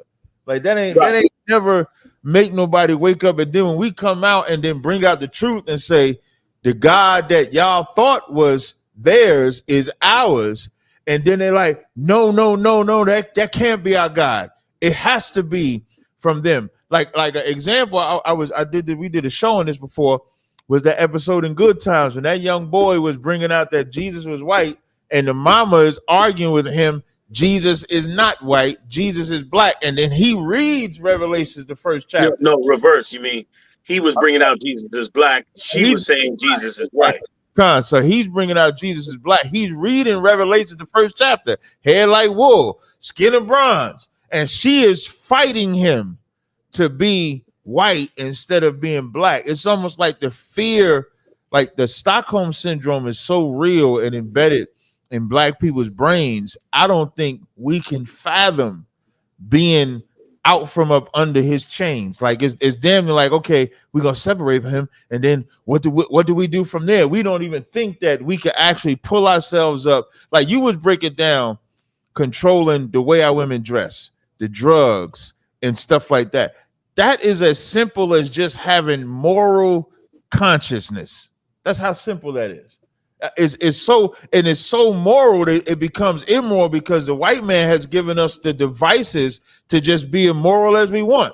No matter how much of a whore you want to dress, you can do it. No matter how high you want to get, you can do it. No matter how wicked you want to get, you can do it. Where we think we don't have the morality, and then the Israelites, we come out there looking like spacemen to them, looking like aliens to them, because it's like, how could y'all do this? And one more thing I wanted to add, when you was bringing out about the churches and stuff falling out, it reminded me of Acts the 5th chapter, when the people started bringing their monies and everything to the prophets, to the disciples, and then they laid everything at the feet. And if black people would do that, I was having this battle the other day, sir, and he was like, what should we do? I said, if y'all want y'all life fixed, y'all need to have an Israelite in your house. If y'all had an Israelite man running the neighborhood, there would be no crime, there would be no adultery, there would be no fornication, there would be none of that, because that's really the only answer that we have left. We're getting to the point, and it's so sad that we have to go through this election of Trump or Biden, because neither one of them are going to help us. We're going to get destroyed by both of them, and it sucks, and it's sad that we have to go through torture to see that this lesson, or to learn that this lesson is not the way. Then they'll come to us and say, and it always happens. You ever notice, sir, whenever a tragic event happens, they want to find the Israelites' perspective? Like, I know I'll go through that. Like, sure. So like when something tragic happens, it's like, hey, is this in the Bible?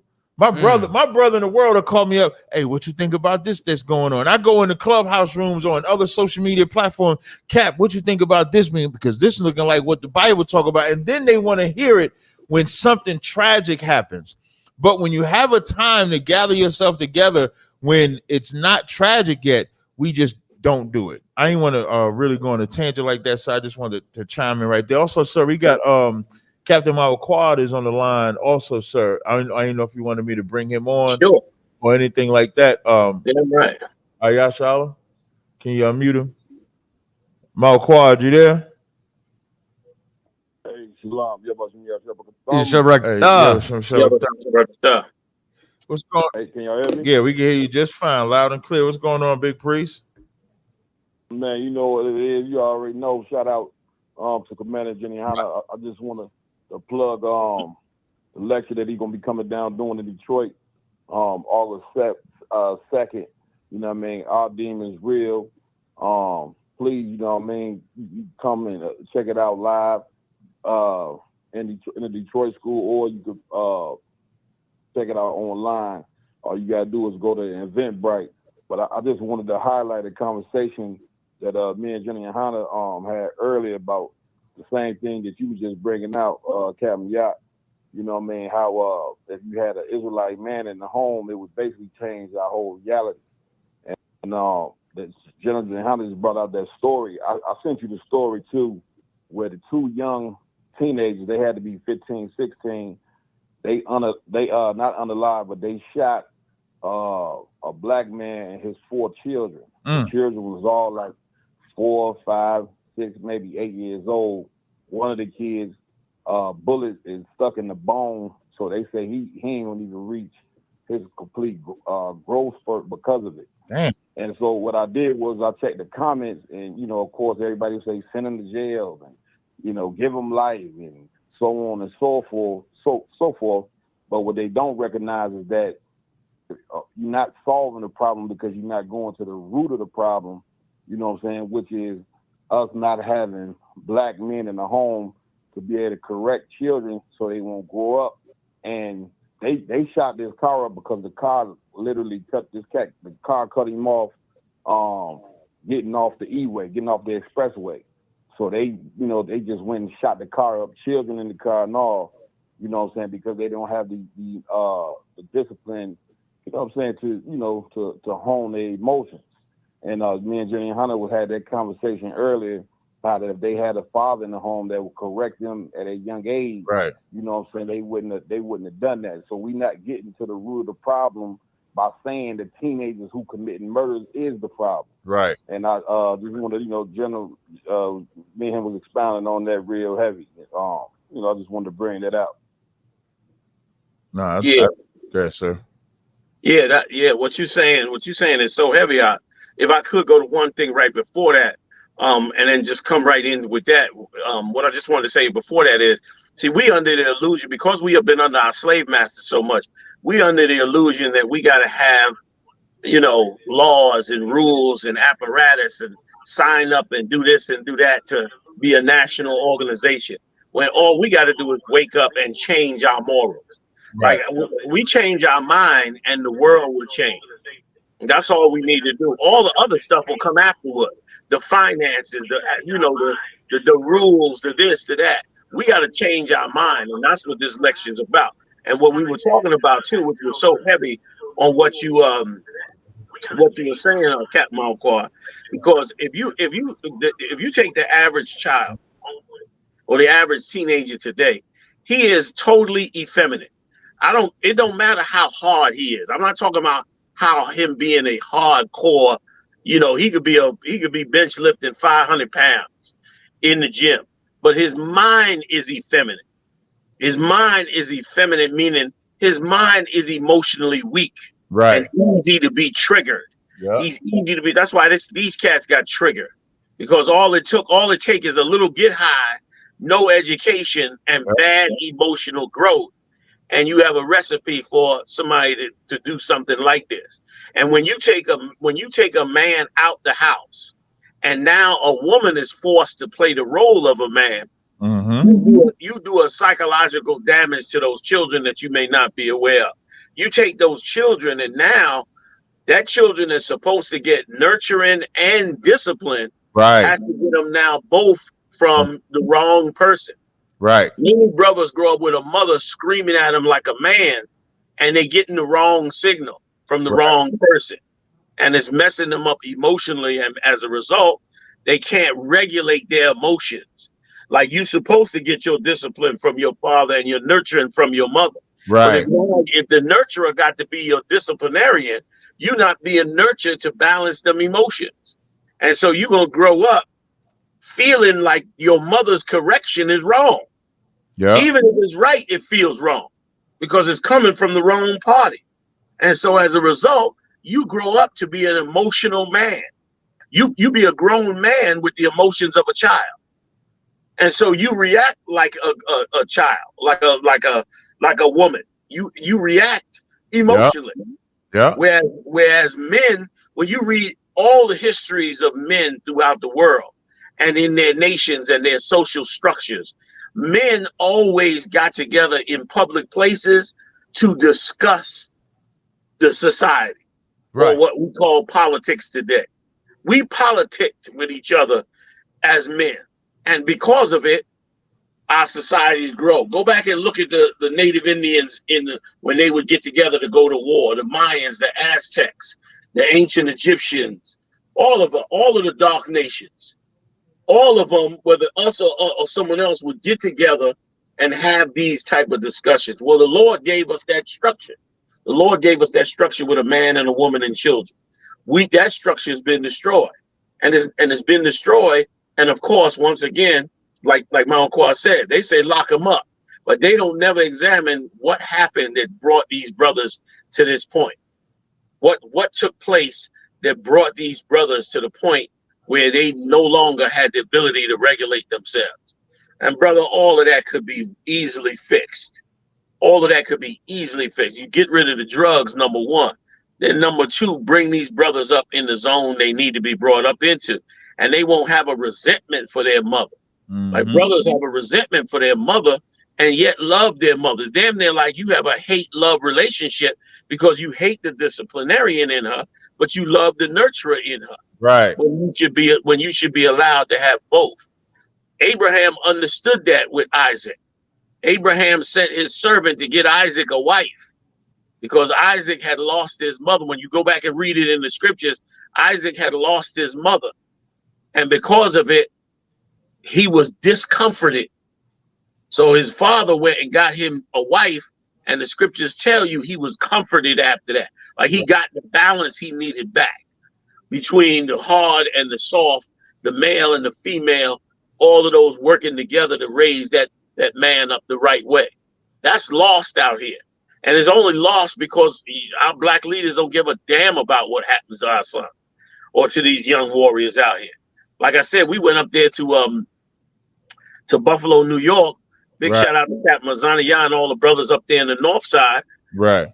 Like we went up there with them out, and the young men were all emotionally at war with each other. Emotionally at war with each other. I mean, it was like life and death for them to kill each other over absolute nothing. Because if you go look at Buffalo, New York, brother, anybody fighting and killing over Buffalo, New York, right. You definitely, you understand, are out of your depth.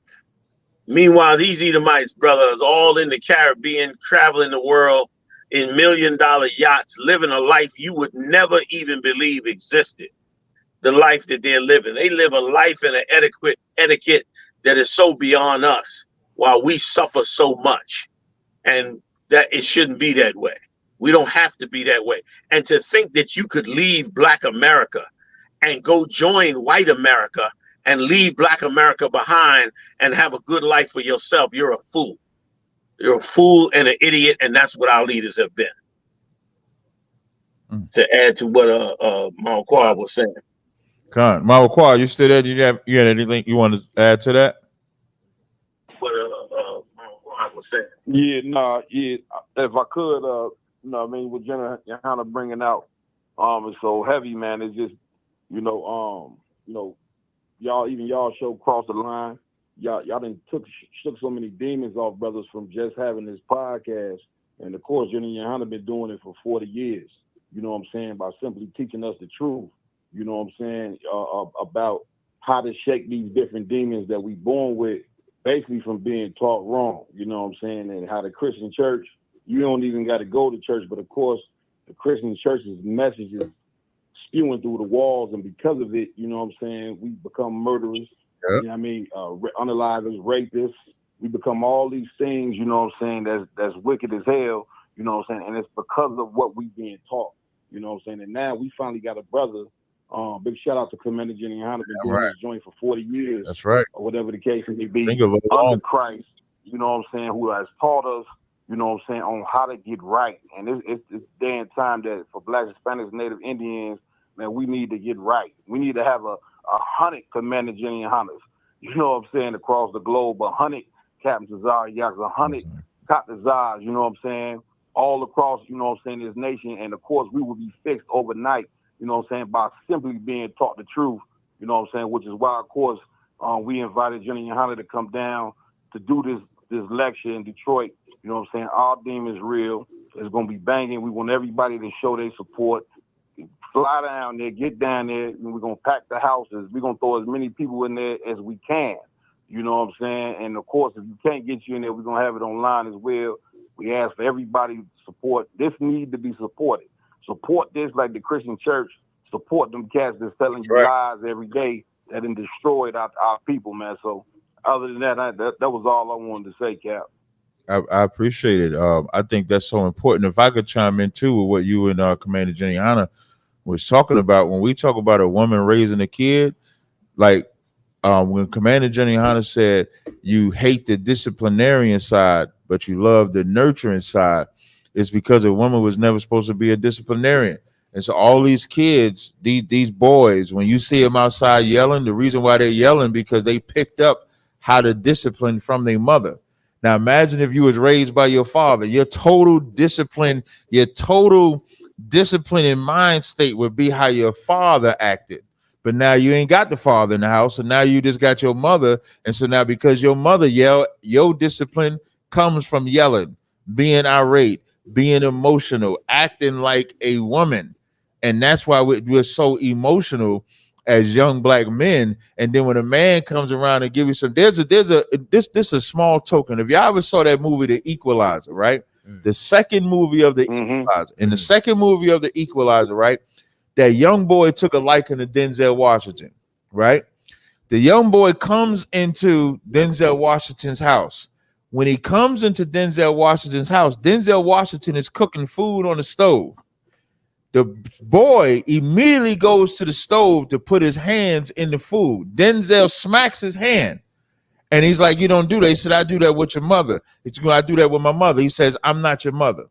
Just something that small is what black men miss when they have discipline. When you have discipline, you learn what to do. You learn what not to do from your father. And then the care and nurturing, like what Commander Yahanna brought out, what Abraham knew, what Isaac needed. Now, you definitely need that side. But if these young boys had fathers in their lives, you wouldn't see this violence that you see at the level that you do. You wouldn't see the overly emotional, all they know how to do is react. Well, you wouldn't see it as much as you do. But when you raised by a woman's voice is I know my mama, listen, my mother would eventually get my father because even her voice was irritating to me, disciplining me. It didn't sound right. My father's voice, like there was a comedian that said when the mother be trying to get you to do something, she's screaming at the top of her lungs. But daddy said, hey, sit down. And that's all it takes. And everybody sits down.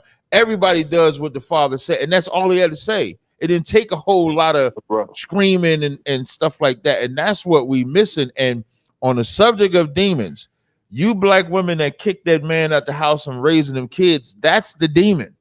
The demon convinced you that you can do it by yourself. America convinced you, that independent woman, which is weird because you dependent when you letting the man dominate you and impregnate you, but then you become instantly independent when it comes to raising a child, and the child is the one thing that is guaranteed to be dependent. A child is not born into this world to not depend on a father, to not depend on a mother, and then you women take away that very necessary dependency that a child is lacking. And that's what we're seeing. Children that have lacked the dependency of a father. Are you? Damn right. And if I could, was you still talking, Salaki? No, it's like I was gonna try to piggyback off something that Captain. I'll yield to you. Salaki. I just wanted to add to what Tazaryach was saying, that also too. A lot of the things that help young black men is having no way to get around that discipline. Like you hear a lot of the reason you get vexed by your mother's voice a lot of times is because you know instinctively by her aggravation that you don't have to listen to it. You know that this listening to her is only because she's so aggravated. Right. Like you begin to learn a bad lesson. And here's the bad lesson you learn. You learn that the people who are trying to discipline you you might be able to get around them. And if you begin to think you can get around them, you begin to lose all discipline. Right. The reason your father only has to say, sit down is because, of course, if you don't sit down at that point, it won't be a discussion. Right. It'll be a domination on you. Cause you get ready to get moved on. And when you have that gives you enough pause to make proper decisions. When you grow up in the house with a mother, you don't have that pause to make that proper decision. And I just, if I could, I don't want to take nothing away from the sisters in this respect, because them demons come from both ends. There's a lot of sick brothers that also don't understand the rules of being in a house and raising children. Right. A lot of brothers become jealous of their own children. Like there's some sicknesses, man, that has risen up among us from demons that's causing all kind of destruction among us. Okay, within us. A lot of brothers, if you, I don't, how you believe that you're going to have a relationship at all with a woman if you do not be masculine. A lot of you brothers out there that listen to your grandmamas in church and you trying to be masculine. I mean, you trying to not be masculine, but still trying to be in a relationship with a woman.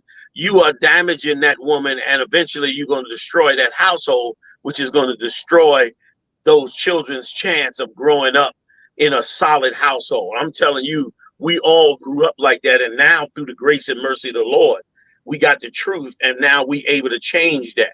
We able now to take the tools that Christ gave us and cast them demons out from among us, which is what we need. We got to cast all them demons in relationships, in how we deal with people in the world, people on our jobs, in the truth, in business, all those things. We got to reset into its right place. Relationships would not be difficult if we understood what is supposed to happen in a relationship. If we, if we understood proper love, not emotional love. If we understood those things, we would cast off these demons that got us destroying and fighting and at each other's throat all day, all the time. So we're going to be able to go into this, Lord allow, in Detroit, August 2nd. We're going to, Lord allow, we're going to be able to go into these demons, man, and break down. Because if I could, we are so brainwashed in believing that demons are like you see in The Exorcist, some entity that gets inside you that makes you vomit and spit all over yourself, make your head turn around 360 degrees, or what you see in the horror house in a carnival or something like that. When the worst demons in the world are the nicest demons in the world, namely your slave master. Right. You know what I mean? Like the scriptures call him the most cunning beast of the field. Like his wiles are the worst wiles than ever. And you don't see him coming until it's too late. But now Christ has given us the tools to fight that. And why it's so important, if I could, just to add real quick one last piece on top of it. Here's the reason why it's so important. Because fighting them forces is what lead us to establishing those things that are right. And that's all it takes. Once that establishment begins among us as a people, and we begin to set those rules, then we will push all the forces out and set up whatever we want. We'll set up whatever we want to do, we'll set it up. We've been living a life of dead people and don't even know it. We've been living a life of dead people. Every young brother and sister would be inventing things and creating things and mastering things. Every household would have all the help it needs. I mean, I talked to a sister just the other day. She got a grown ass son. He's about 6'1", 265 pounds, and he's about 13. And he will not. The grass, her front lawn is about the length of a standard car, about 15 feet of front grass. She can't get him to cut the grass. 15 feet. You can walk it in 5 steps, and he will not go out and cut the grass. That's the kind of forces we got to end. We got to end the forces in him, because there's a world of creativity in him. There's a world of possibilities in him. There's a world of strength in him. What happened that made him unable to do it? Also, too, I don't know if I'm gonna have this done by then, but I'm putting together a test. A test to test. It's a self-test. If anybody wants to take it, it's a test to see if you are voluntarily being held back by demons. You're going to be able to take this test, and by taking this test, you're going to be able to see that something in your psyche is making you unable to be the best person you could be. I'm hoping to have it by then, but that's going to be necessary. Right, like a level of self-examination among us is going to be necessary, and as we do that self-examination and begin to spread it out among our brothers and sisters, we're going to be able to start to fix and heal ourselves as a nation, as a people. And then as it gets worse and worse and worse, we'll be able to move into the positions we need to move into to help pull all our brothers and sisters up out of it. We have to become righteous social experts. Right. To help each other and to help all those brothers and sisters that are out there. And so we'll rise to that occasion. We'll rise to that occasion, cast out these forces, man, and learn how to deal with one another, learn how to deal in a relationship, especially in relationships. Oh my goodness, man. They have twisted up relationships so deep that you don't know what you're doing in a relationship anymore.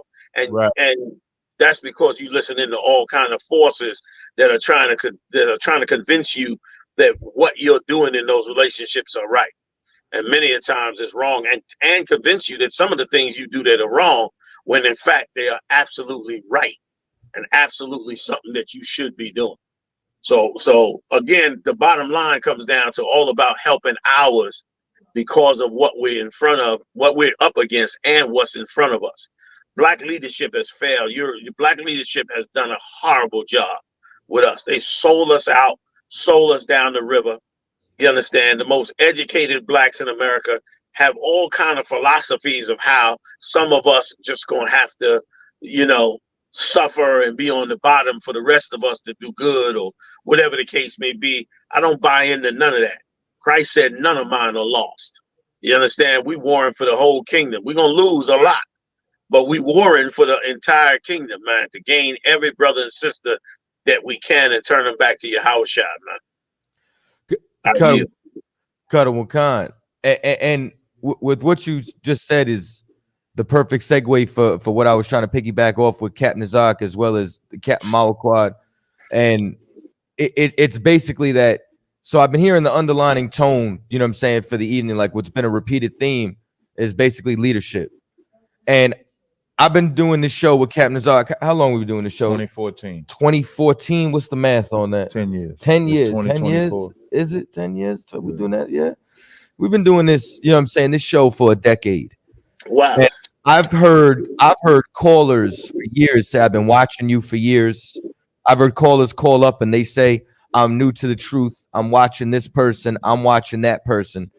And there's something very important that I want for anybody who's looking for a leader, for anybody who's looking to be fed, for anybody who's looking to actually serve the Most High in Christ. And that's, you have to look for a father like Commanding General Yahanna and not look for a big brother, not look for a mother.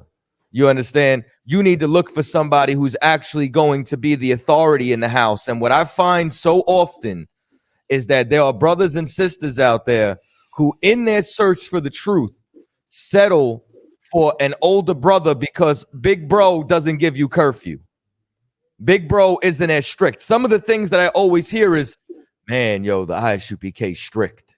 Man, the ISUPK got discipline. Man, those brothers are hardcore. Man, those brothers come harder than us because we were raised by a father. You understand? We turned around and we had somebody who, you understand, showed us tough love. Maybe even sometimes had to pull out the belt. Do you understand? Don't think I was perfect.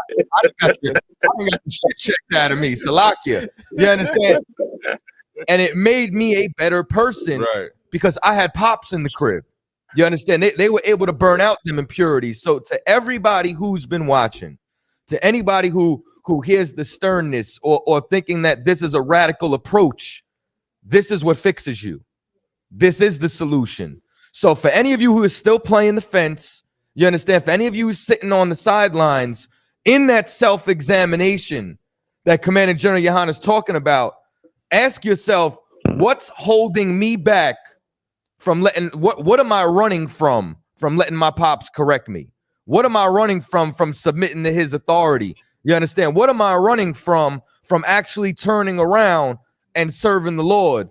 And then now you need to know that you need to boot up or shut up. So in your search, don't settle for convenience. Don't settle for comfort.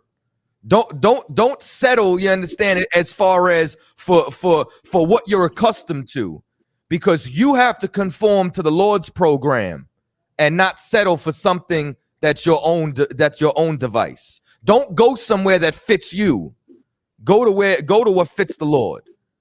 And if I could back you on, was you done on that, Op? Yes, sir. Yes, sir. I yield. Slide. If I can add to you, because for sure the other nations are now being your daddy. That's Right.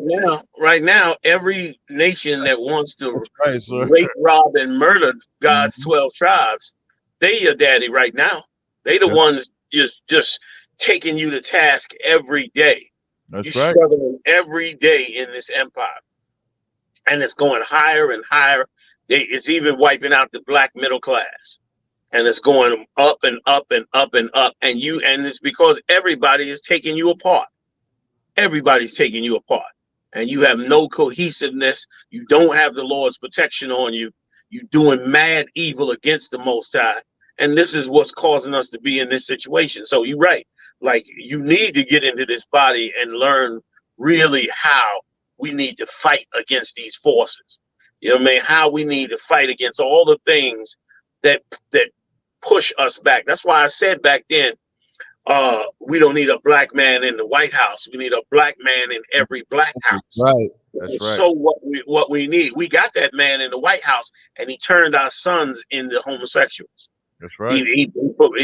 The biggest campaign of black homosexuality or LGBTQ,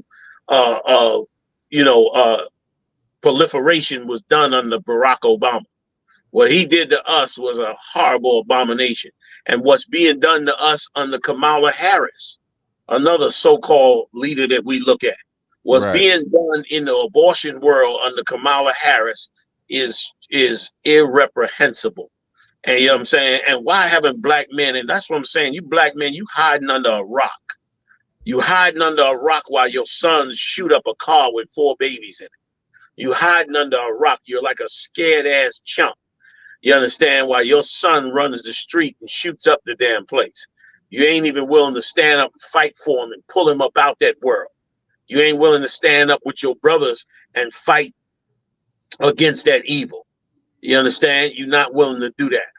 I don't know what Mike Trout talking about, but Mike, we are not talking about mega. Okay? MAGA, whatever they call it. Because Donald Trump has no good intention for us. I got bad news for you. Donald Trump got no good intention for you hillbillies in them hills of the Midwest that think he's on your side. He has no good intention for you. His intentions is to make you good subjects. And he'll give you a little trinket above the niggas, but you ain't getting much. And you're gonna find out that's not gonna work. And when it doesn't work, they'll be looking the other way. But I divert. Like under these black leaders, if you leave it to Kamala Harris and the Democratic Party, I mean, black people will have damn near no children left. And you know what I do wonder all the time, and I pray the Lord reveal it to us. We having so many children in the black community. We have so many children in the black community that are being born with autism and other illnesses. And we've gone from having 10 to 13 children in our marriages down to maybe 1 or 2. 3 is usually the max. It's rare to see 4 these days. And as a result, so my question is, what are we eating and drinking and breathing that has caused our birth rate to go down so low, and so many of our children to have this autism? You understand? And Mike, again, Big Mike, you know what I'm saying? Mike Trout. I don't know if you're talking about us being professional victims, but you bring up such an excellent point, Mike. You bring up an excellent point. Like, you call us professional victims when white America is acting right now. The MAGA movement right now is to take back America. Remember, it was to make America great again. Now it's like take back America. So my question is, who do you have to take America back from?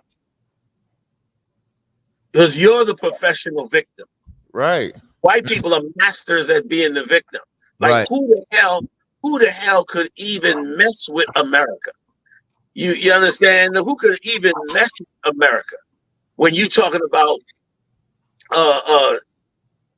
you got to take America back. You got to be strong again. You got to, I forget what's their slogan this year. I forget what their slogan is. We'll make America great. I think that was last year's slogan. I forget what the slogan is this year. But you are you white people are professional victims. You are professional victims. You really heartbroken that it was a white boy that shot at Donald Trump. Right. If it had been a black boy that shot at Donald Trump, you would have been the happiest white people on the planet. Because it would have given you carte blanche to do what you love to do, which is murder and destroy us. And act like you're the victim. We've got to take our cities back. Take them back from who? From black people? Black people don't make anything in these cities. They're piling up on trains and buses trying to get to work to pay their bills. They ain't making money off of these cities. But you are.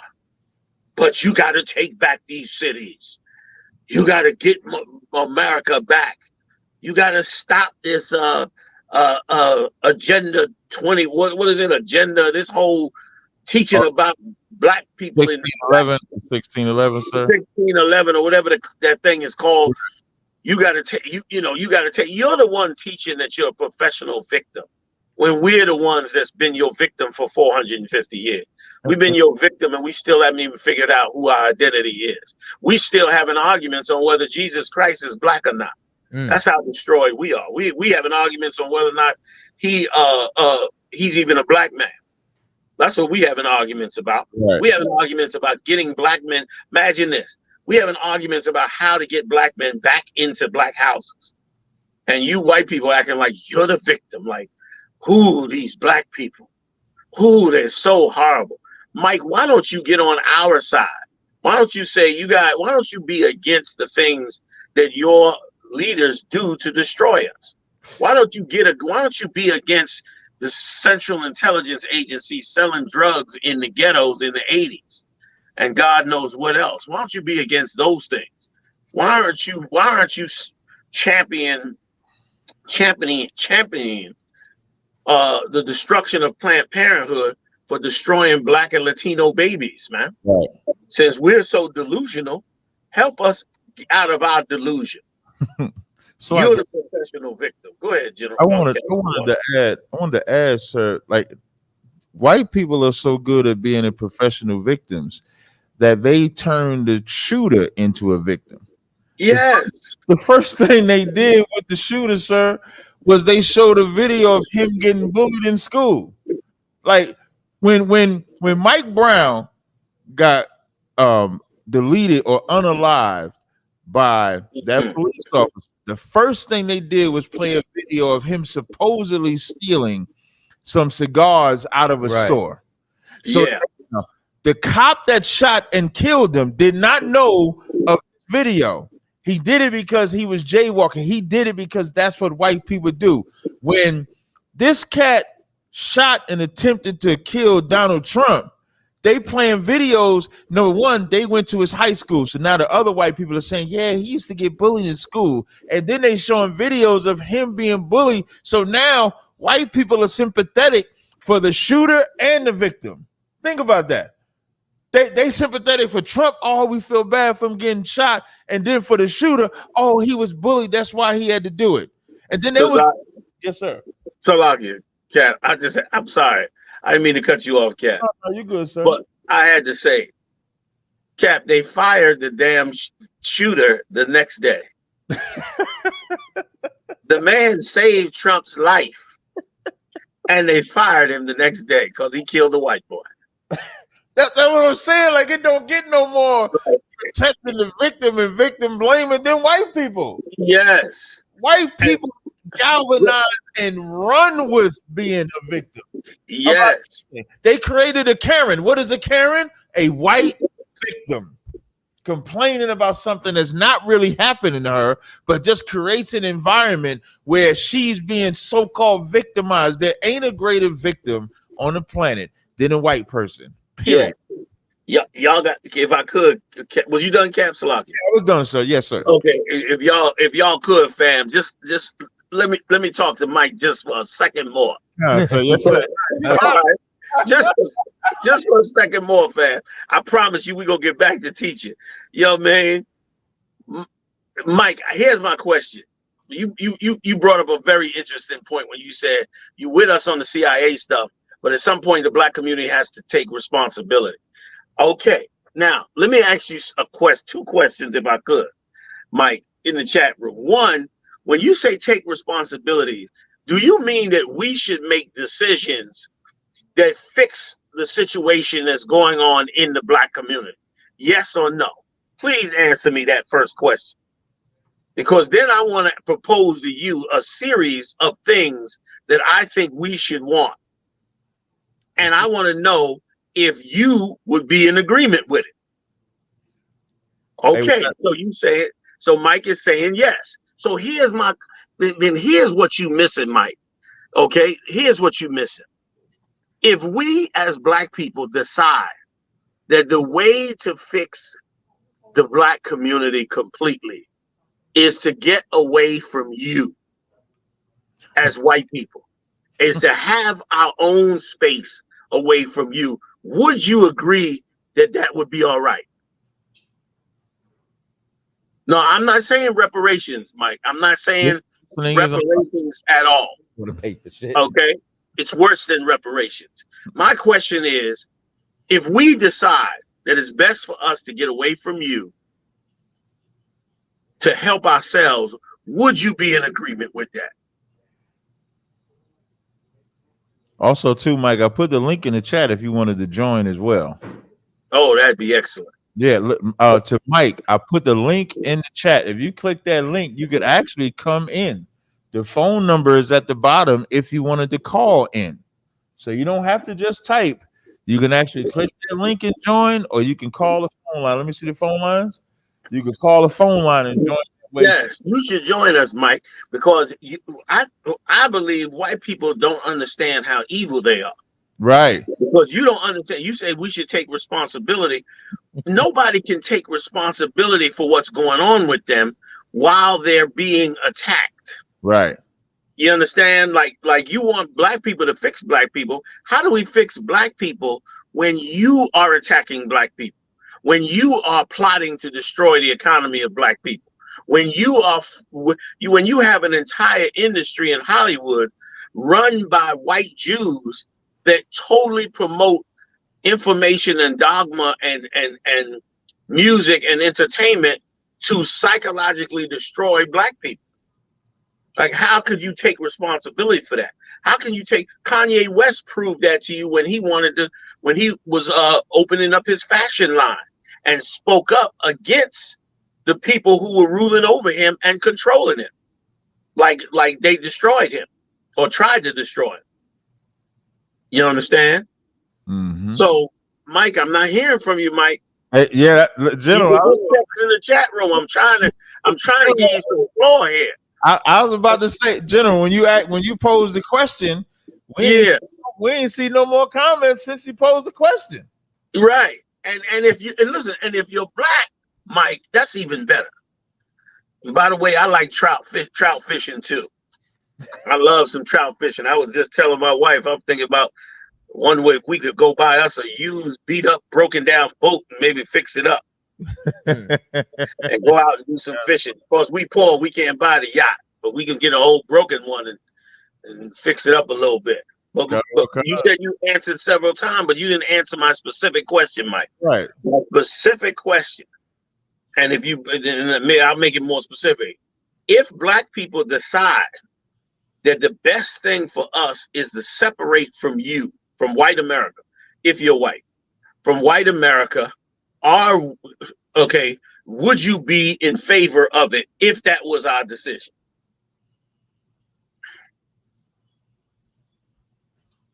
Come on, Mike. Don't take you that long to type. It don't. Because I got to drop you down and go back to teaching. I was trying to do the floor. Yeah, sir. Before you asked that question, he was typing his ass off, sir. Now, yes, he was. Yeah, you know what I'm saying? Now if black people want to separate, then yes, okay. If black people you constantly do it anyway. Okay. If black people want to separate and move to a certain part of the country to be away from you, you would be in favor of.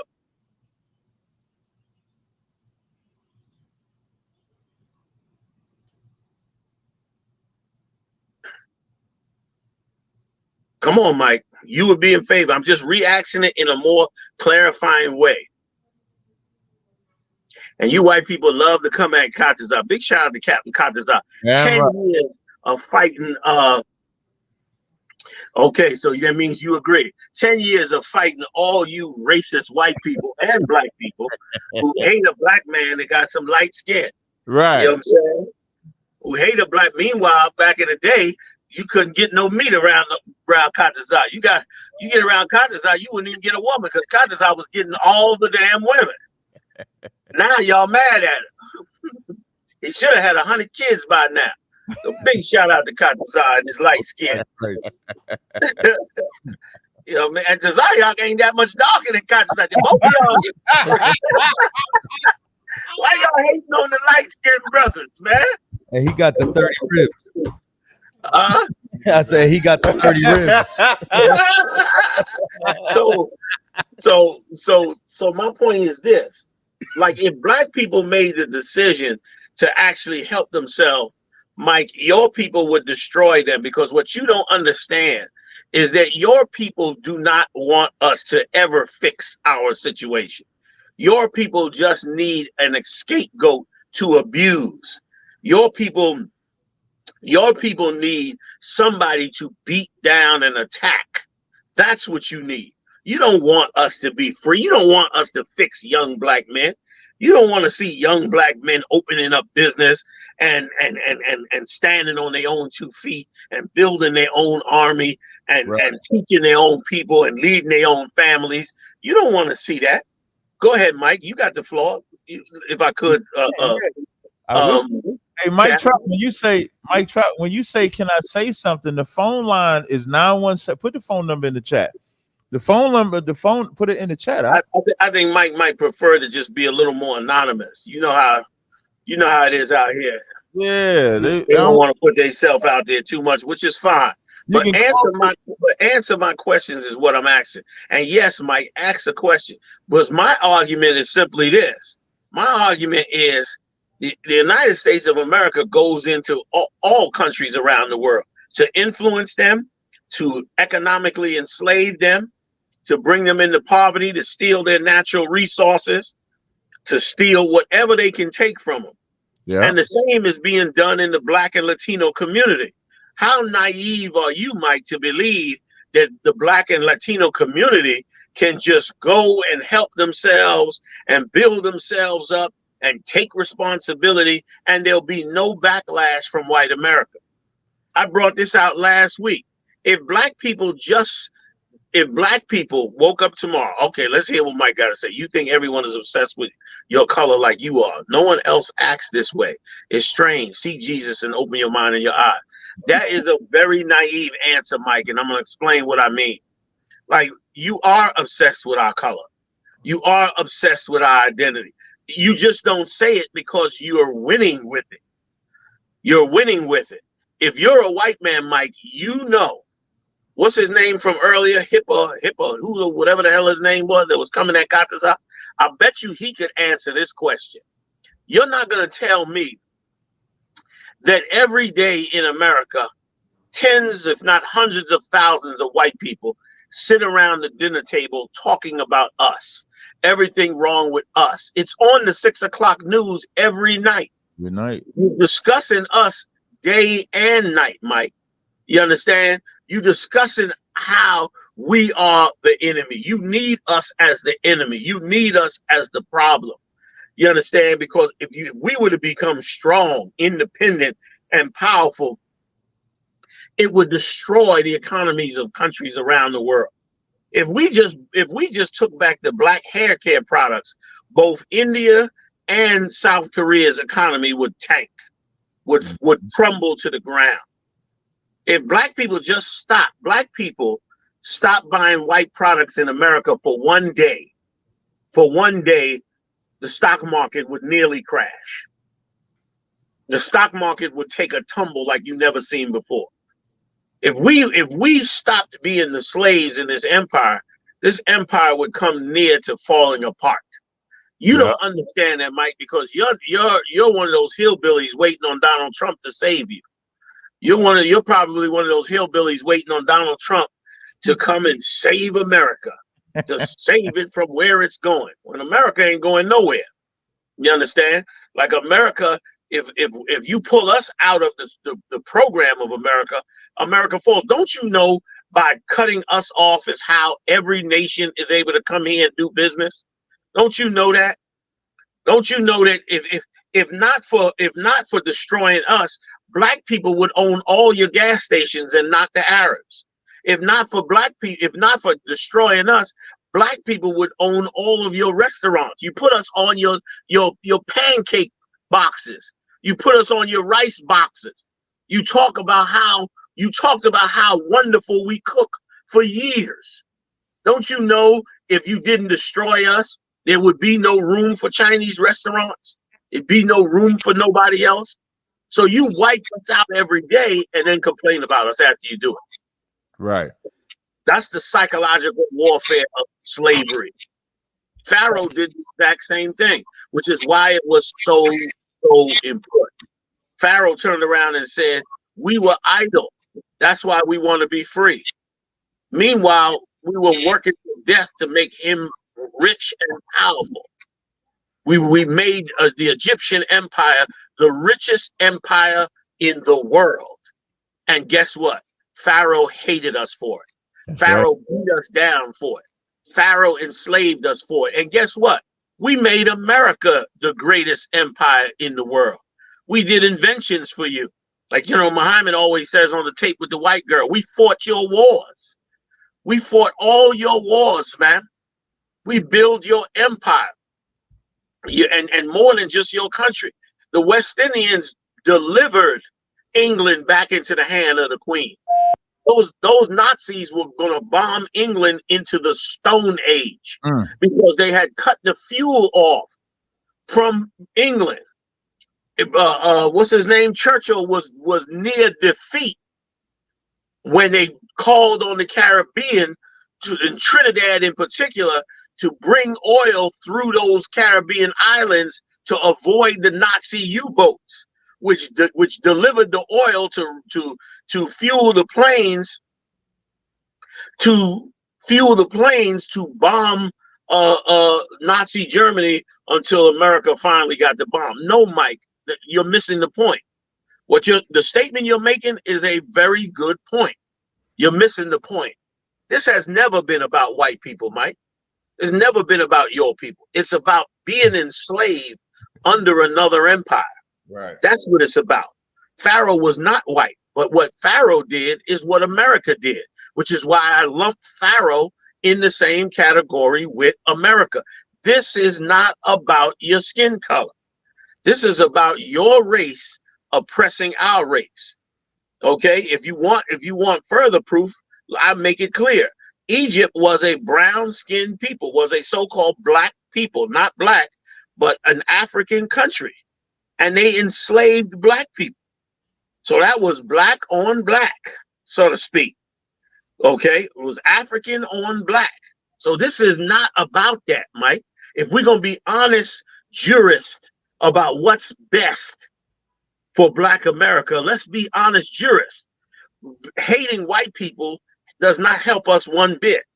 But fighting the oppression of white people is what we have to do to survive and to thrive. So this is not about hating white people. I've never had really a hard time with white people. I've never, I had to work with white people, been around white people. I've really never had a hard time with white people. But I know that white people are the devil the Bible speaks of because of what you do to my people. It has nothing to do with how I treat you or how you treat me and all that. We could be we could be cordial and good business people and all that. You know what I mean? It doesn't matter. What is important is your people oppressing my people? Right. And the answer is yes, in every single way. Why is it so important to America?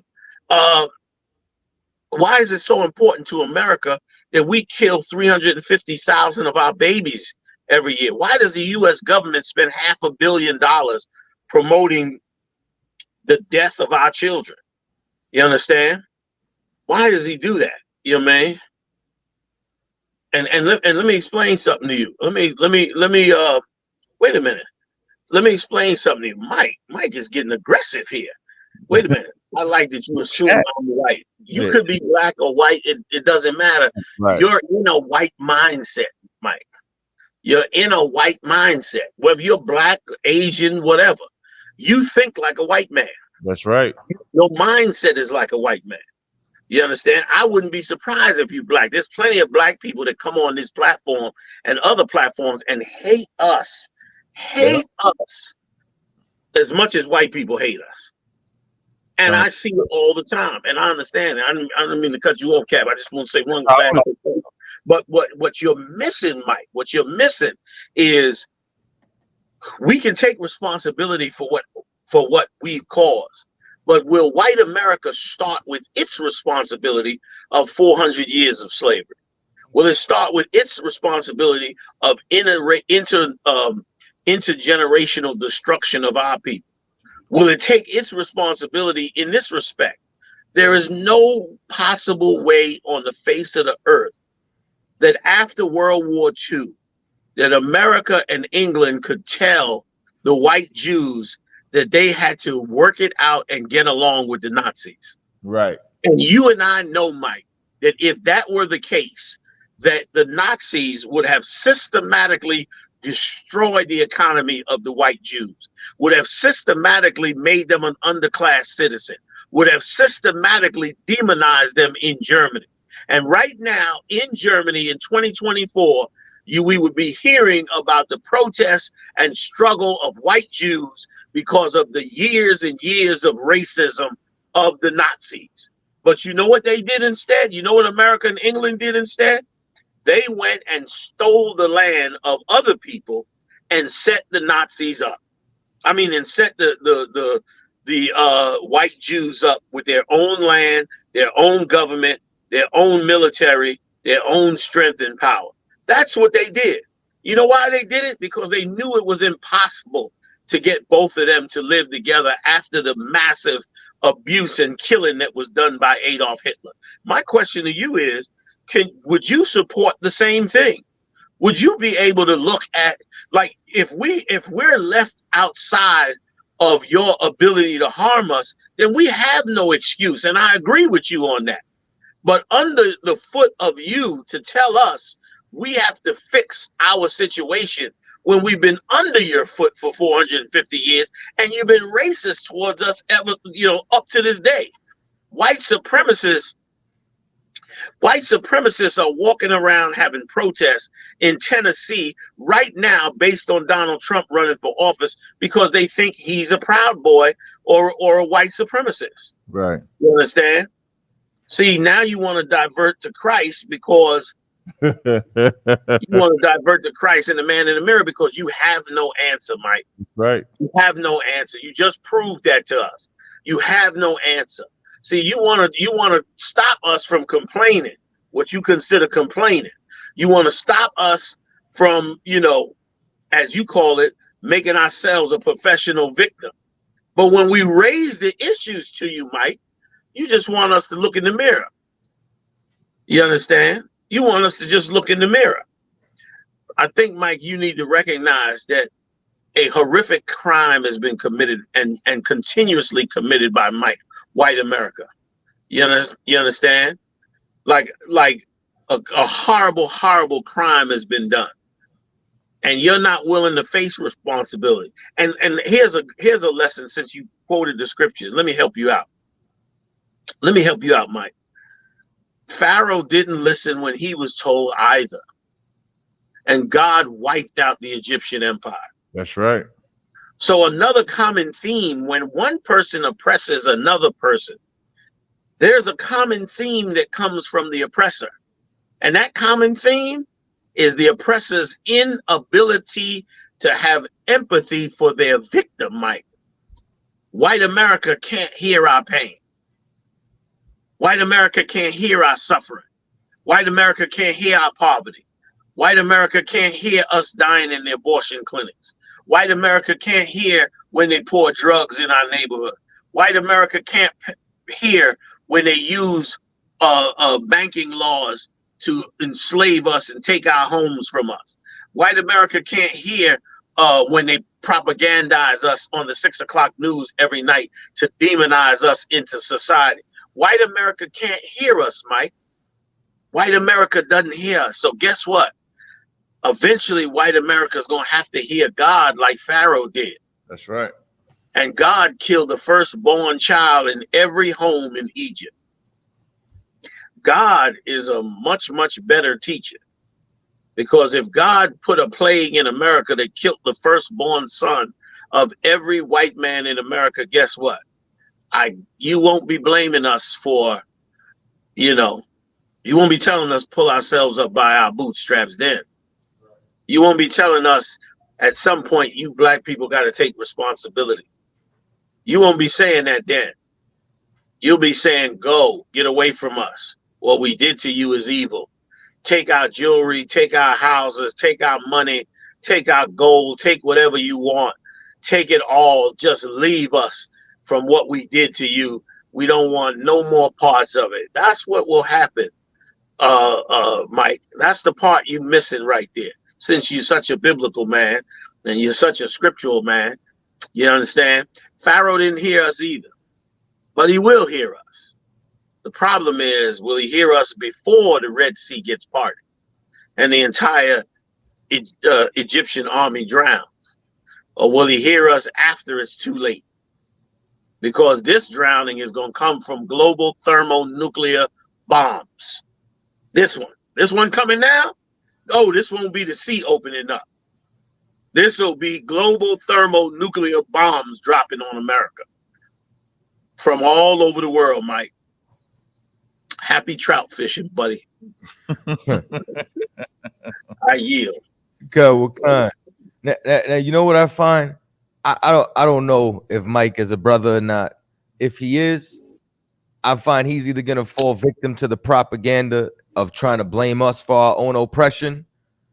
And if he is a white man, this is what I know. 99% of the time, he's either not gonna answer the question, but let's say he wanted to be transparent and work with you, General, and answer. I know immediately after, he's gonna find a way to position him and his people and make it about them and their issues over ours. Without fail, it happens with any room I go in, on Clubhouse, in Twitter Spaces, anywhere around the world. And when I'm on the corner, I know if a heathen comes up and talks to me, he's trying to make it about a heathen issue. He's trying to take the attention off of us and immediately start talking about their problems or what's going on with another nation who needs help. Can I back your words up, Kat? Please, sir, please. A perfect example for Mike and others like him. A perfect example for you is what happened after a police officer kneeled on the neck of a black man for 9 minutes and killed him slowly while he begged for his mother until the life was sucked out of his soul. And what did you white people do? You said blue lives matter. You said all lives matter. Right. That's what you said.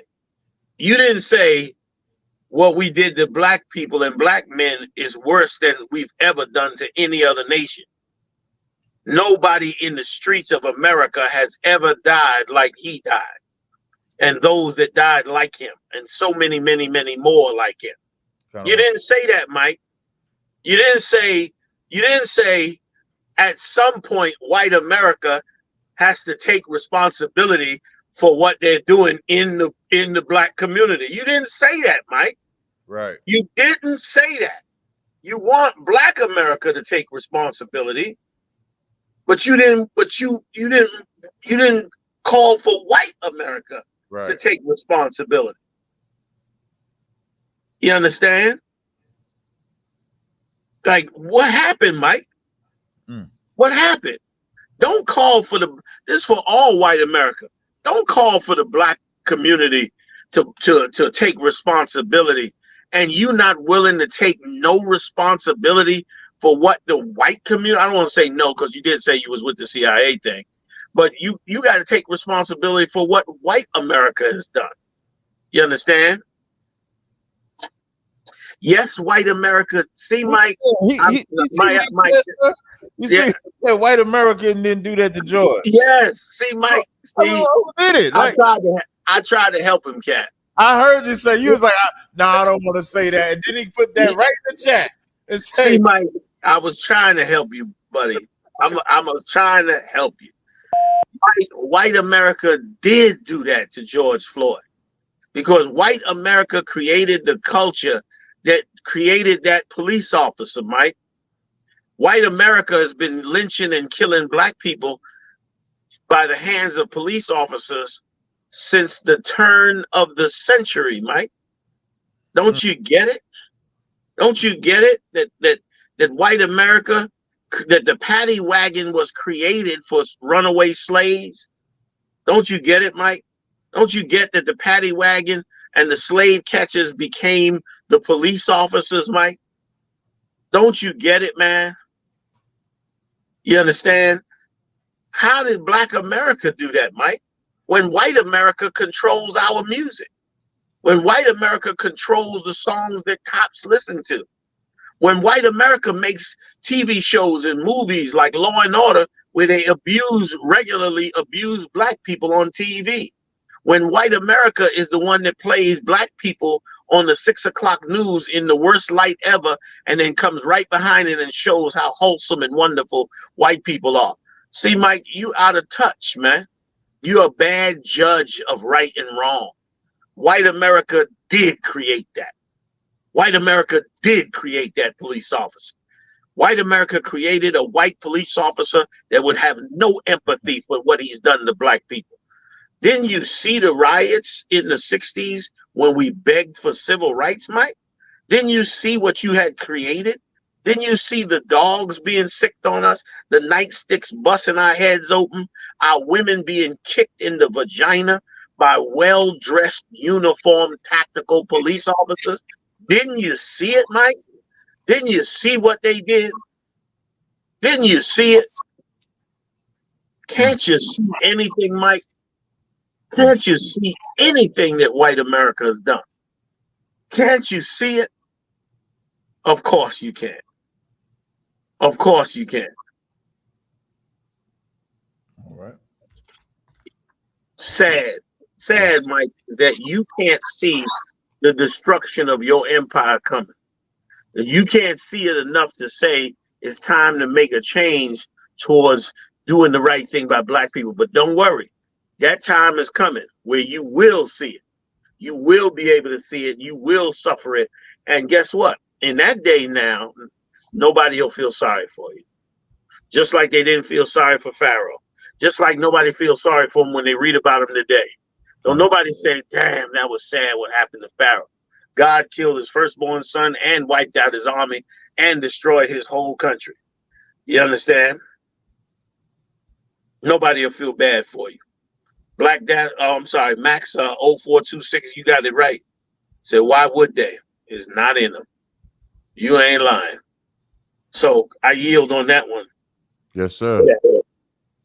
All right, sir. So we kind of end the show at midnight, sir. We went a little bit past the time. We were trying to get the engagement with Mike.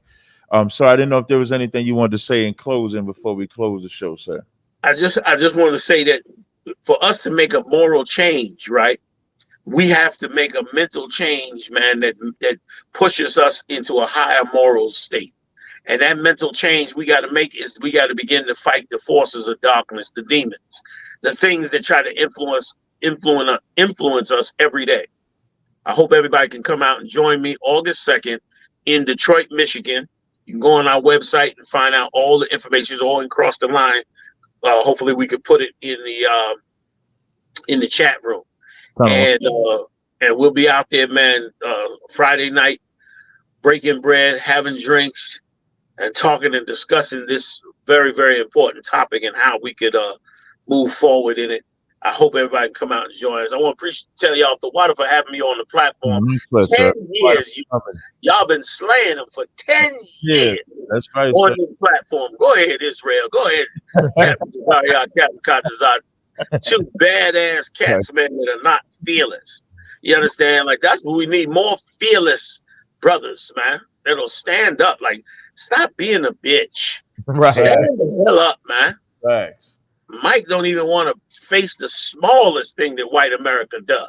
He don't even want to. He don't want to. You know, he give you the CIA and drugs. That's it. That's all America's doing. That's it. Nothing else.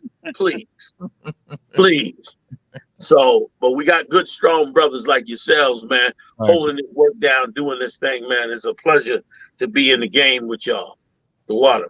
The water to you, sir. The water. And with that, we'll see y'all next Thursday. Look forward to Cross the Line. Y'all know, tune in every Thursday night from 10 p.m.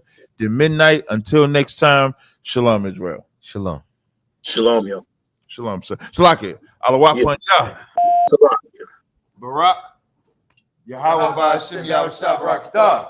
Yahweh Ba'ashem Yahweh Shabrak. The water, sir.